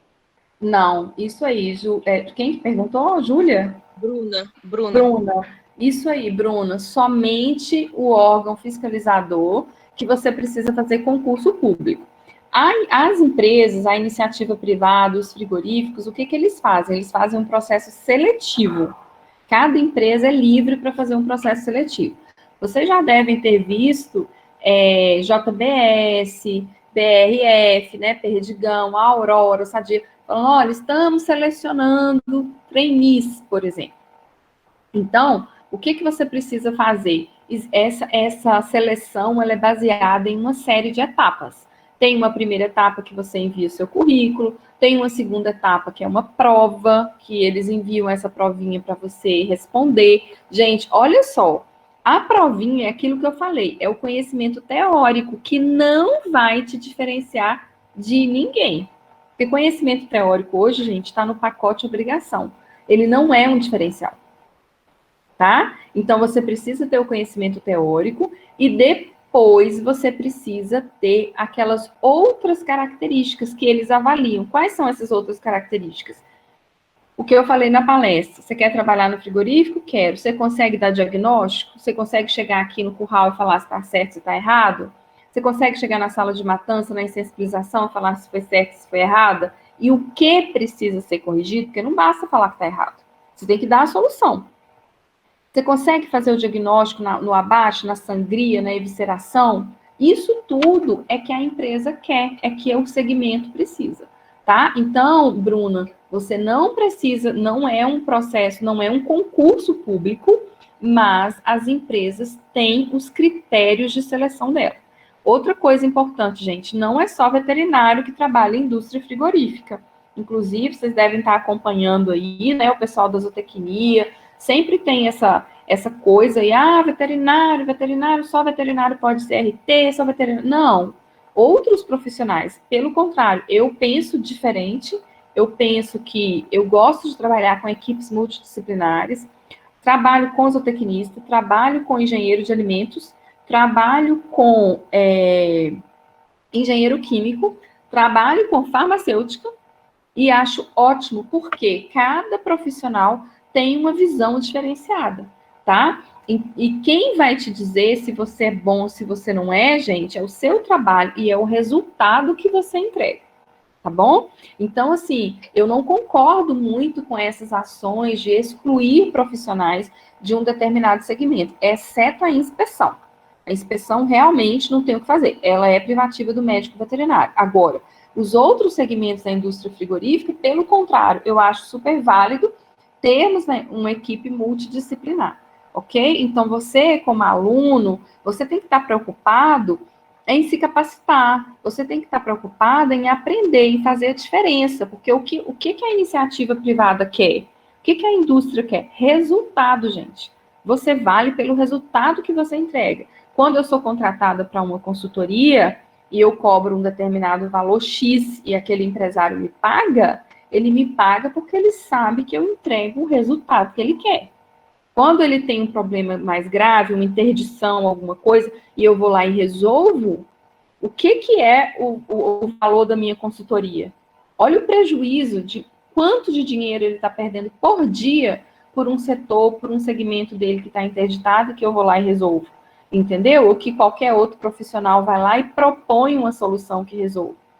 Então, vocês precisam ficar atentos a isso, viu, Bruno? Então, você pode sim fazer, só quem é da inspeção que vai fazer concurso, mas as empresas vão ter os critérios de seleção delas.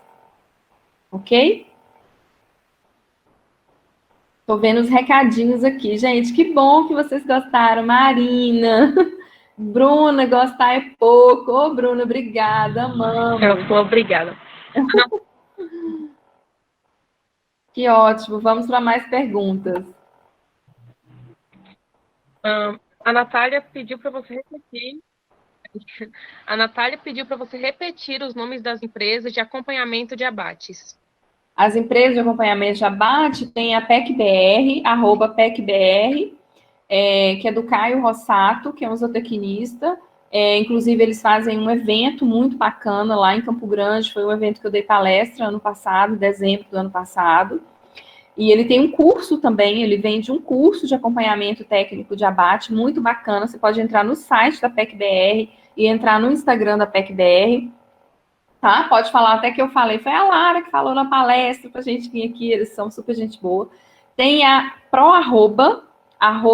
o arrobinha do Instagram, de novo, tá? Que é da Laura, também sensacional, é uma equipe, assim, top, porque são só mulheres. Olha que legal, gente, só mulheres.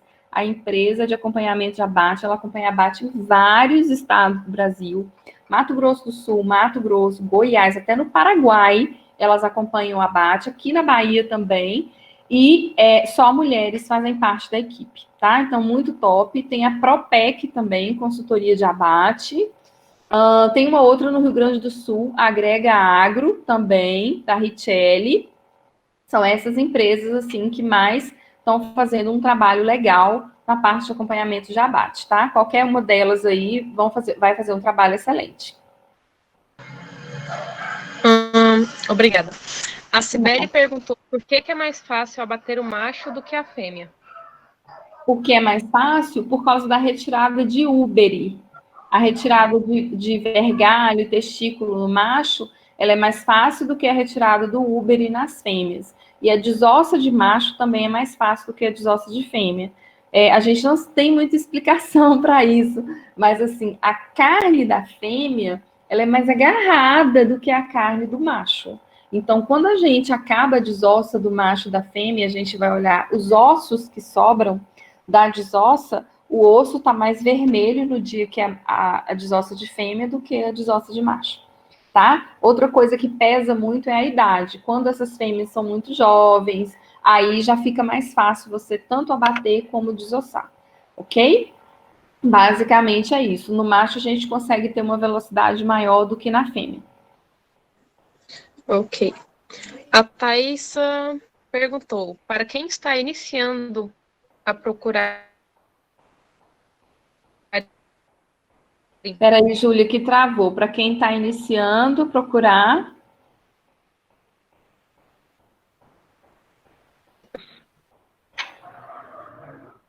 Não ouvi, Júlia. Você pode repetir para mim? Para quem está iniciando? Para quem está iniciando a procurar emprego, você teria alguma dica sem ser os concursos? Tenho várias dicas sem ser o concurso. Primeira coisa, você fazer um bom currículo, né? Preparar seu currículo, colocando toda a sua experiência profissional, os seus cursos que você já realizou, os eventos que você já participou, os estágios que você já realizou. É importante que você se conheça, ou seja, que você conheça as suas características. Por exemplo, que eles perguntam muito nas entrevistas de seleção de emprego. O que você... pró-arroba, é isso mesmo, gente. Qual que é seu ponto forte, né? Eles fazem dinâmicas para você, para te testar, por exemplo, tá? Então, é muito importante que você se conheça. Então, qual que é o seu, como que você trabalha em equipe? Como que é a sua comunicação? Como que é a sua capacidade de liderança? Como que você treina, capacita a sua equipe que está subordinada a você ou que você está inserido nela, tá? Então, a parte técnica, ela vai ser importante e essas outras características também. Lidar com conflito, lidar com pessoas, porque, gente, a indústria frigorífica, ela é diferente das outras indústrias. A gente, como veterinário, eu vou trabalhar numa fazenda. Quantas pessoas tem numa fazenda? 50, 100 pessoas? Isso aí a gente tem só no quadradinho ali da sala de matança. A gente tem frigorífico com 5 mil colaboradores, 6 mil colaboradores, 2 mil, 600, 800, é um número alto. Mais de 100 pessoas, pelo menos, a gente vai ter na indústria, tá? Então, a gente vai ter que lidar com pessoas o tempo inteiro. Eu tive uma aluna, ela foi me orientada, inclusive, ela vinha sem... a gente fazia uma reunião do grupo para corrigir a monografia, né, o TCC. E ela nunca vinha nessa reunião. Aí ela marcava um segundo horário comigo. Aí veio uma primeira semana, 2 horários distintos. Veio uma segunda semana, 2 horários distintos. Aí eu tinha que atender todo mundo separado. Aí na terceira semana, eu falei assim, falei com ela, né, o nome dela, Ana, faz de conta. Falei, Ana, deixa eu te perguntar. O grupo vem todo tal hora e você vem depois sozinha. E o trabalho é em grupo. A monografia é em grupo, vocês vão apresentar em grupo. Professora, eu não gosto muito, eu tenho, sabe, assim, ela tinha claramente uma dificuldade de trabalhar em grupo. Ela tinha dificuldade de lidar com pessoas. Resultado, ela participou de um processo seletivo da JBS, ela falava inglês fluentemente, a primeira etapa da JBS é técnica, né, então, assim, é a teoria. Depois dessa teoria vem a parte a prova de inglês, então já ligaram para ela falando inglês, entrevistaram em inglês. Aí vem a terceira parte, que é uma dinâmica, né? Geralmente essas dinâmicas, eles colocam uma situação, problema, teve um problema no carregamento, a carne chegou aqui com tal característica, o que você faz? Uma situação prática da indústria, por isso que é importante que vocês tenham essa vivência prática. E aí, ela passou em todas as etapas. O que aconteceu? Ela foi para a última etapa, que foi com as pessoas, e foi reprovada. E aí, ela ficou muito triste, porque primeiro foi a JBS, depois ela passou também na BRF, e também foi reprovada. Ela ficou arrasada e veio falar comigo. Lara, olha o que aconteceu, professor, eu estou muito triste. E eu falei, o que eles te falaram? Né? Qual foi o feedback que eles te deram? Eu não sei trabalhar em equipe. Olha isso, gente. Porque ela estava sempre isolada, ela estava sempre sozinha, tá? Então, assim, é algo que vocês precisam desenvolver. Ninguém trabalha sozinho. E eu, o tempo todo, no meu dia a dia, a gente trabalha com pessoas, a gente tem que delegar, a gente tem que pegar informações de pessoas, você tem que estar inserido na sua equipe, seja da indústria, seja do controle de qualidade. Ok? Então, se você quer procurar emprego, busque, faça uma análise real, verdadeira, honesta, de quais são os seus pontos fortes, quais são os seus pontos fracos, onde você precisa melhorar. Outra coisa, a gente vê muita gente pedindo oportunidade, pedindo não todos os frigoríficos, a Sibeli está perguntando, todos os frigoríficos pedem inglês fluente? Não. As plantas exportadoras, sim, tá?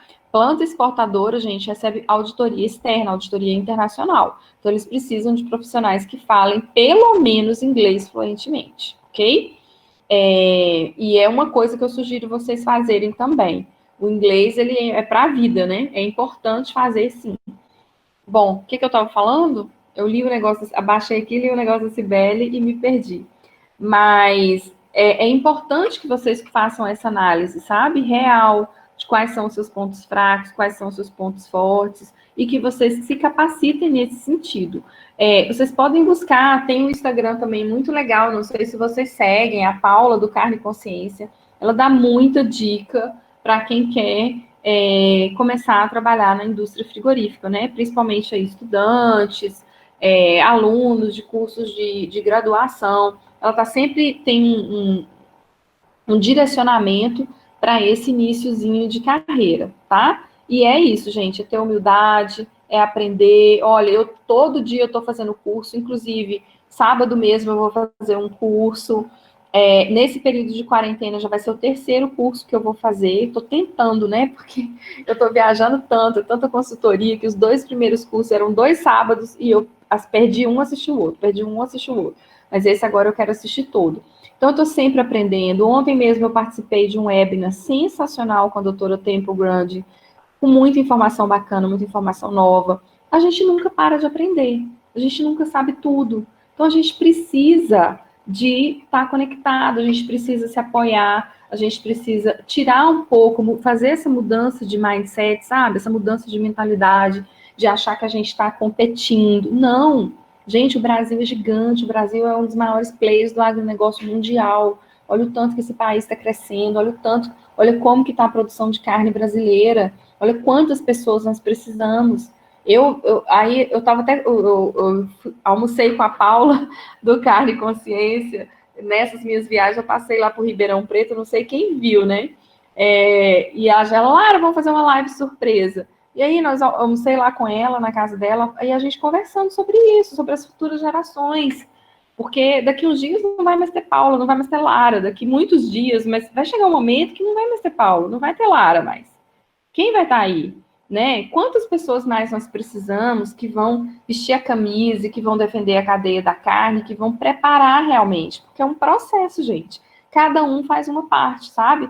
Então, a gente precisa realmente ter mudar a cabeça da gente e ter um espírito de cooperação, um espírito de equipe, sabe? De se ajudar, porque é isso que a gente precisa. A gente precisa se ajudar e ajudar a cadeia da carne brasileira, tá bom? Humberto, isso mesmo. A Paula do Carne e Consciência. A Andréia, do Território da Carne, também é muito bacana. A Andréia é muito voltada, ela tem curso também. Eu já dei aula no curso dela. Obrigada, gente. O povo está dando parabéns aqui. Fico feliz que vocês tenham gostado. A Andréia é o Território da Carne, né? O site dela, e no Instagram, Território da Carne. IFOP, gente, também eu dou aula no IFOP. Posso mandar a próxima? Peraí. Outro muito legal, deixa eu escrever aqui, ó. O Instagram é o Biquality. Inclusive, vai ter curso daqui uns dias, até programa de autocontrole, tá? Biquality é outro também, que tem muito curso. O Food Design. Aí tem a questão do pessoal que gosta de Food Design, peraí. Tem o pessoal que é mais da área de varejo, de alimentos. Esse Food Design atende esse segmento. Eu não atendo isso. Meu negócio é frigorífico, tá? Agora, quem está no varejo, aí é outra legislação, que é o que a Paula Heloísa é só varejo. Ela, tudo coisa de vigilância sanitária, não atende frigorífico. Isso mesmo. Pode passar para a próxima. A Viviane perguntou quais os requisitos na hora de escolher os animais para o abate. Porque os animais prens, muitas das vezes, no terço final da gestação, são abatidos. Por que são abatidos? Olha, a gente não tem critério para escolher os animais para serem abatidos. No frigorífico, eu estou dizendo, tá? Quando eu não entendi a pergunta dela, se ela quis dizer lá no sistema de produção ou se é no frigorífico. Se for no sistema de produção, qual que é o critério? Peso e acabamento de gordura.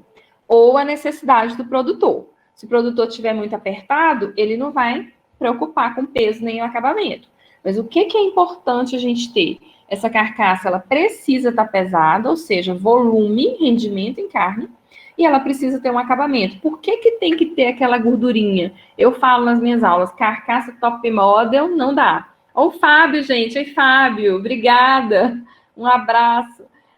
Carcaça top model, sem gordura nenhuma, não dá. Por que que não dá? Porque a gordura, ela vai proteger a carcaça. Ela vai evitar a queima pelo frio. Ela vai evitar a Kathleen, o encurtamento pelo frio, exatamente. O ressecamento da carne, o escurecimento da carne. Então, a gordura, ela tem um efeito muito importante para proteger a carne de todos esses efeitos negativos decorrentes do frio. Entendeu? Vivian, né, Viviane? Então, é importante que essa carcaça ela tenha um acabamento mínimo de gordura. Agora, lá no curral do frigorífico, a gente não tem esse critério. A gente chegou lá, eu não quero nem saber. A partir do momento que chegou aqui, missão dada é missão cumprida, entendeu? Vai matar todo mundo. A questão das fêmeas no terço final de gestação, a legislação não nos proíbe. Ela não nos proíbe. O que a gente pode fazer? Por isso que vocês precisam conhecer de legislação, estudar a legislação. Você pode, a indústria pode, tudo aquilo que a lei não te proíbe. A lei, ela é punitiva e ela é restritiva. A lei nunca vai te falar o que você pode fazer. Ela vai te falar o que você não pode fazer, tá? Então, assim, é proibido arrastar os animais pelas patas, pelos chifres, pelas orelhas. A IN 3 de 2000, que é de bem-estar animal. É proibido, você não pode fazer isso. É proibido espancar os animais. Então, tá claro que é proibido. Agora, quando a gente fala de vaca no terço final de gestação no frigorífico, o que está escrito lá? Lá não está escrito que é proibido. Não existe a palavra proibido nesse critério. Está falando que deve ser evitado. Tá? Então, deve ser evitado é diferente de ser proibido. E a partir do momento que essa fêmea chegou lá gestante, ela vai ser abatida normalmente. Tanto ela pode ser abatida que nós temos um artigo lá na frente que fala que o feto, aí tem assim, o prazo de 10 dias. As fêmeas que tenham sinais de parto recente ou que tenham abortado, tem um prazo regulamentar de 10 dias. Então, se essa fêmea pariu há mais de 10 dias ou se ela abortou há mais de 10 dias, eu, teoricamente, posso abater. Não é assim? Agora, a fêmea que abortou, pariu há menos de 10 dias, eu não posso abater. Eu pergunto para você, quem vai te falar isso? Quem que vai te falar isso? Entendeu? Então, isso não está escrito. Não está escrito que essa fêmea o que faz com o feto? O feto vai ser condenado, tá? O feto vai ser condenado. No RISPOA não fala. Não, no RISPOA não fala que não pode ser abatida, não. Não fala isso, não, Crisane. Que fêmeas com gestação adiantada não pode ser abatida, não. Tá? Tanto que ele coloca o prazo regulamentar. Viu? O RISPOA fala que o prazo, o RISPOA antigo que falava isso, exatamente. O RISPOA atual, ele não fala. Ele estabelece um prazo regulamentar de 10 dias. E a norma de bovino, que segue o regulamento antigo, a norma de bovino, ela segue o regulamento antigo e lá está escrito isso. Só que, o que acontece? A norma de bovino, ela é uma norma, ela nem número não tem. Então, o que vale mais? O que está no regulamento ou o que está na norma de bovino? O que está no regulamento. Então, tanto pode ser abatido que existe o critério dos 10 dias, por isso que eu estou falando dele, e existe o artigo do feto. Tá? Então, se a gente não pudesse matar a fêmea gestante, não ia ter o artigo lá na frente do 134, que é a parte que começa o julgamento, até o 172, lá nos critérios gerais da inspeção, não ia ter o artigo do feto. Ok, gente? Então, a gente precisa saber interpretar essa norma. A Thalita está perguntando qual é o efeito da carne dessa fêmea que foi abatida antes do critério. Na verdade, o que esse critério fala para a gente? Não é a questão simplesmente do tempo, é a questão, geralmente, a vaca, quando pare, aí tem aquele processo de expulsar a placenta, de não ter nenhuma infecção, tá? Então, parte do princípio, de forma bem subjetiva, que se essa fêmea pariu ou abortou há mais de 10 dias e ela não teve nenhuma complicação e tá lá, ok, ela pode ser abatida. E se ela teve alguma complicação, ela vai ter descargas uterinas, vaginais, purulentas, fétidas, e aí, nesse caso, ela não pode, não é que ela não pode ser abatida, ela poderia ser abatida, mas aí a gente vai colocar esse animal naquele critério de julgamento lá na frente, que é carne que pode transmitir, ter uma toxinfecção, uma piemia, e aí esse animal vai ser condenado, tá? Então, essa questão de fêmeas, gente, vocês podem ficar tranquilos, que isso aí não existe restrição, ok? Por que tinha no regulamento antigo essa restrição? Tinha essa restrição porque quando o regulamento antigo foi feito, são aqueles detalhes da norma que ninguém te fala, né? Mas eu te falo. Quando o regulamento antigo foi feito, ele é de 1952. A gente veio do pós-Segunda Guerra Mundial, né? De 1938 a 45. E aí, o que aconteceu? O rebanho brasileiro, o abate de fêmeas no Brasil foi tão alto, foi tão alto, foi tão alto, que teve uma intervenção do governo federal proibindo o abate de fêmeas. Por quê? Porque o rebanho brasileiro diminuiu. Sem fêmea não tem jeito do rebanho crescer. Então, o governo federal fez essa intervenção e colocou na legislação posterior esse artigo, que deve ser evitada, vírgula, a juízo da inspeção, vírgula, a matança de fêmeas no texto final de gestação. Isso no regulamento de 1952.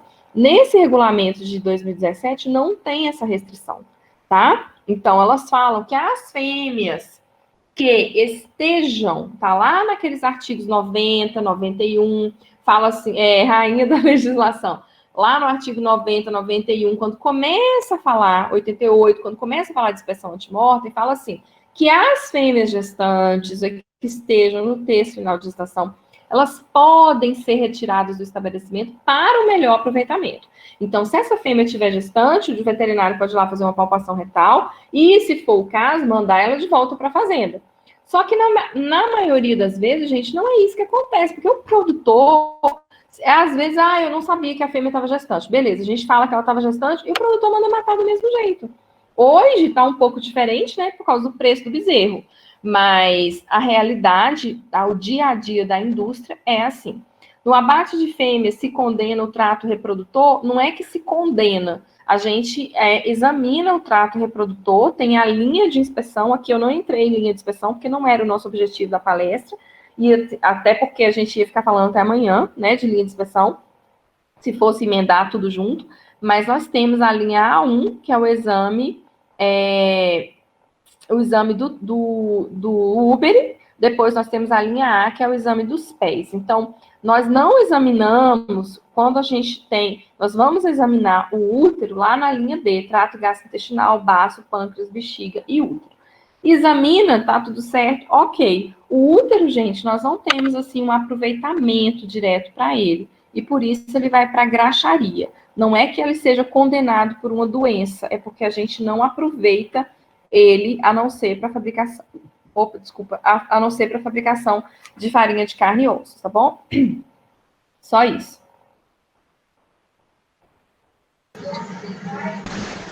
Pode ir para a próxima? Mais perguntas?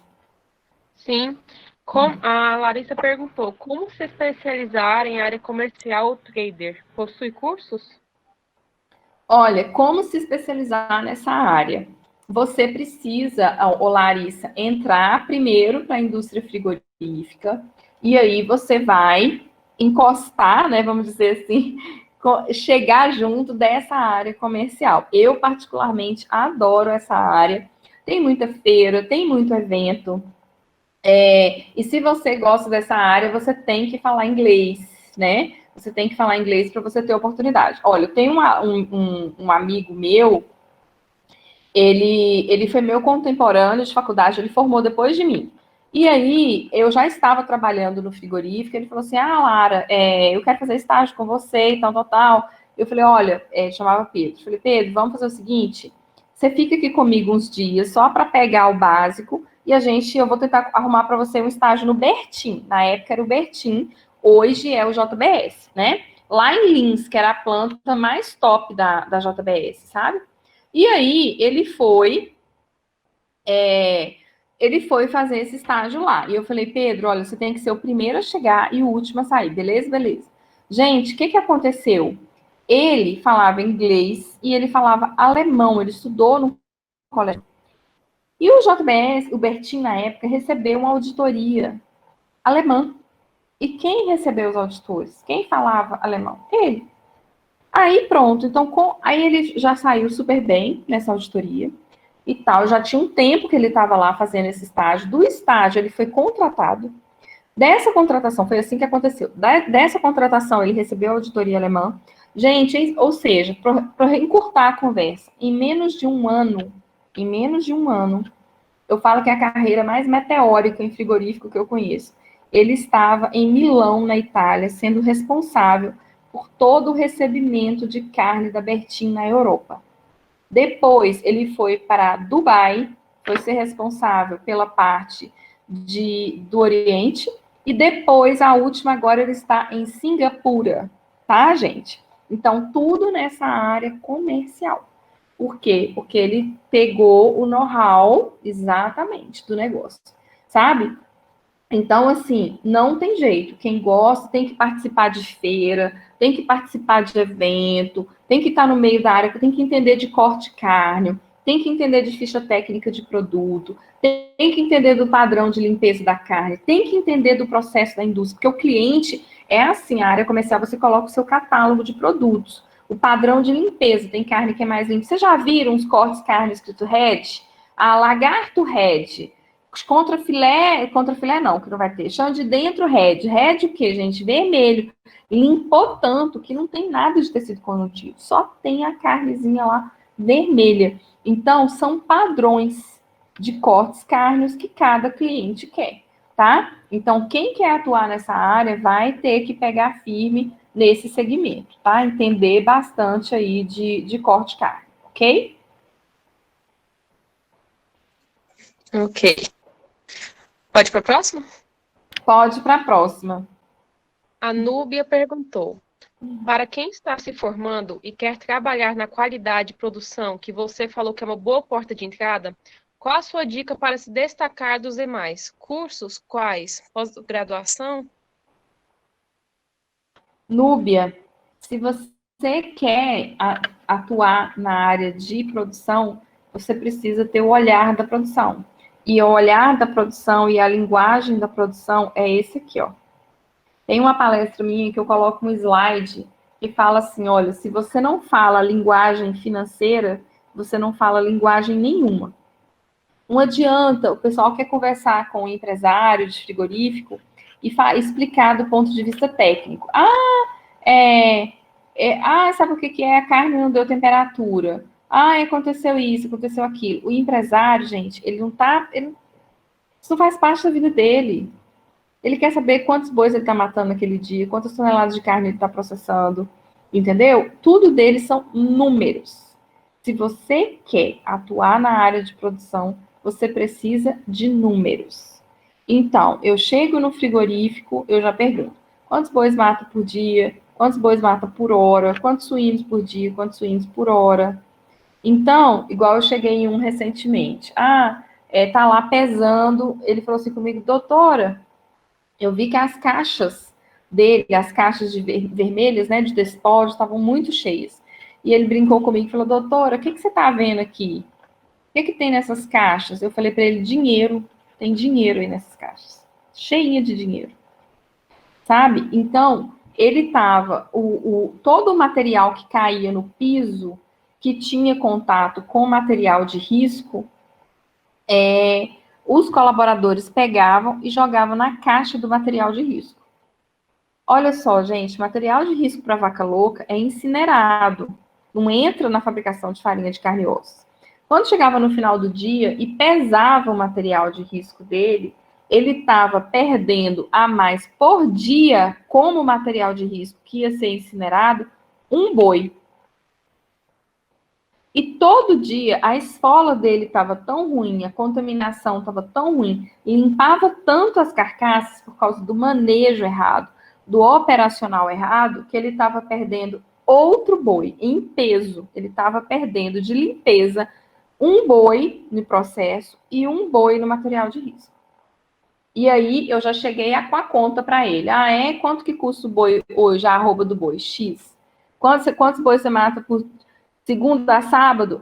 Então, tem 6 vezes 2, 12 bois, vezes 4 semanas, está perdendo 48 bois por mês, o senhor está perdendo. Aí, quando você fala isso para a pessoa, ela regala um olho desse tamanho. Entendeu? Então, quem quer ir para a área de produção e a área industrial, você tem que enxergar formas de você otimizar o seu processo. Olha, eu cheguei no frigorífico, a turma está parada. Por que está parada? Porque é hora de trabalho.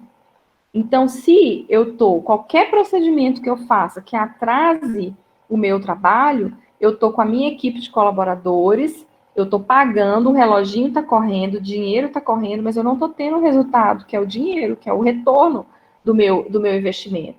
E se eu passar do horário, eu já entro na hora extra para cento e não sei quantas pessoas. E aí? Isso tudo é prejuízo. Então, quem quer mexer com a área industrial, gente, tem que entender de planejamento, de gestão de pessoas, gestão de processos, para poder otimizar a coisa, para ter velocidade, porque indústria é isso, tá? Então, é realmente você virar os seus olhos. Porque quando eu cheguei na indústria, nesse frigorífico que eu trabalhei, eu que fazia tudo. Lá eu só não desossava e descarregava caminhão de boi. O resto eu fazia tudo. Então, foi uma escola para mim. Porque eu aprendi sobre embalagem, eu que comprava caixa de papelão, eu comprava e embalava a vácuo, eu comprava etiqueta, eu comprava uniforme de funcionário, eu comprava produtos de limpeza, eu treinava a equipe de higienização, eu fazia o controle de qualidade, eu visitava cliente. Gente, eu fazia tudo. E foi a melhor coisa que aconteceu na minha vida. Porque se eu tivesse numa sadia e eu ia ser mais uma. E eu só ia conhecer de um processo. Então, foi essa empresa pequena que foi a minha escola. E que eu ficava muito com o gerente industrial. Foi com ele que eu aprendi todos esses macetes de osso, de boi e de vaca. Foi com ele que eu aprendi a olhar osso no final do desossa. Foi com ele que eu aprendi como que é mais fácil matar boi do que matar vaca. Porque você está lá com o cara, você está lá no operacional, no chão de fábrica. E você está aprendendo coisas que na faculdade você não vai aprender. Entendeu? Então, quem quer atuar nessa área, não tem outro jeito, gente. Agora, o pessoal fica pedindo estágio, o pessoal fica querendo tudo, e quando chega no frigorífico, não sai da sala do controle de qualidade, porque fica lá no WhatsApp e no Instagram. Aí não dá, sabe? Tem muita incoerência, porque a vida real, gente, de frigorífico, não é essa vida, é o glamour, né? Quem me segue aí no Instagram, quem está começando a me seguir, quem já me segue, já vê, né? Semana passada mesmo, que eu estava em consultoria, teve dia de eu dormir 2 horas por noite, 3 horas por noite, não foi um dia só. Sair 3 horas da manhã, 3:30 da manhã para o frigorífico, começar a desossa 4 horas da manhã, né? Então, assim, e vai até de noite, até a hora que acabar. E aí? Viajar, chega tarde, vai para um lugar, vai por outro, e por aí vai. Então, você tem que ter essa dedicação e tem que viver a indústria. Não dá para você falar assim, eu não vou, eu estou cansado. Não existe isso. Sabe? Então, é o profissionalismo que vai te diferenciar dos demais, ok? Pode ir para a próxima? Depois eu vou ler. Vamos para mais uma, gente, que agora que eu vi são 8 horas. Já estamos no horário, né? Não, assim, a gente não está com limite de tempo, depende da sua disponibilidade. Aí, se você se você tiver com algum compromisso, eu te passo as perguntas, você responde. Pois é, aí a gente posta lá no Instagram com as respostas. Pode, claro, pode sim. Pode ser, então? Pode. Então, muito obrigada. Pessoal, então é isso. Eu vou passar as perguntas para ela vai responder e a gente posta lá no Instagram, beleza? Vocês podem me mandar também, gente. Eu só peço assim, olha, meu Instagram é uma loucura. Porque, assim, muita gente... Assim, como que eu vou explicar? Tem gente que vive o Instagram, né? Gente, eu vivo frigorífico. Então, a minha rotina é uma loucura. Eu sou professora, eu sou consultora. Aí tem gente que fala assim, Lara, a Júlia mesmo, vamos marcar uma palestra. Eu não sei onde eu vou estar, gente. Não foi, Júlia? Eu disse, meu Deus, eu não sei onde eu vou estar nesse dia. Eu não sei onde eu vou estar. Tem hora que eu estou em fazenda, Eu atendo no norte de Minas uma fazenda que são 2 frigoríficos, inclusive daqui uns dias eu vou para lá. Quem curte cordeiro e quem curte tilápia, eu posto muita coisa no Stories do abate, sabe? Eu posto muito vídeo legal, o pessoal gosta muito. Mas assim, eu não sei onde eu vou estar. Aí eu viajei, eu fiquei 31 dias fora. Eu fui para uma consultoria para ficar uma semana, fiquei 3 semanas no frigorífico. Depois eu emendei mais uma semana em outro frigorífico. Resumindo, eu fiquei 31 dias fora de casa. E aí cheguei em casa terça-noite, quarta, quinta, sexta, sábado, domingo. Viajei segunda, gente. Fiquei 5 dias em casa. Foi o tempo de lavar roupa suja, viajei de novo e vai fazer 15 dias que eu tô fora de casa.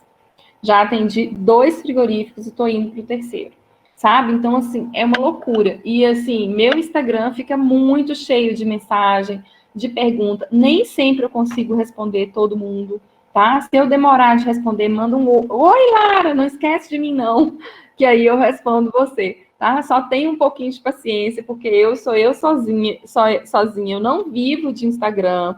Tem gente que passa ali o dia todo, né? Não é essa a minha realidade. Minha realidade é da indústria. É de estrada, sou eu mesmo que dirijo, eu que pego o meu carro, eu não tenho motorista, sou eu que vou, sou eu que volto.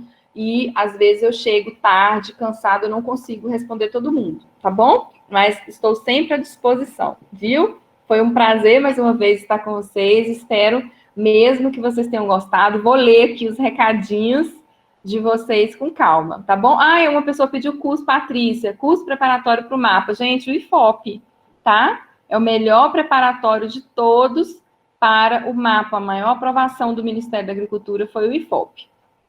Tá bom?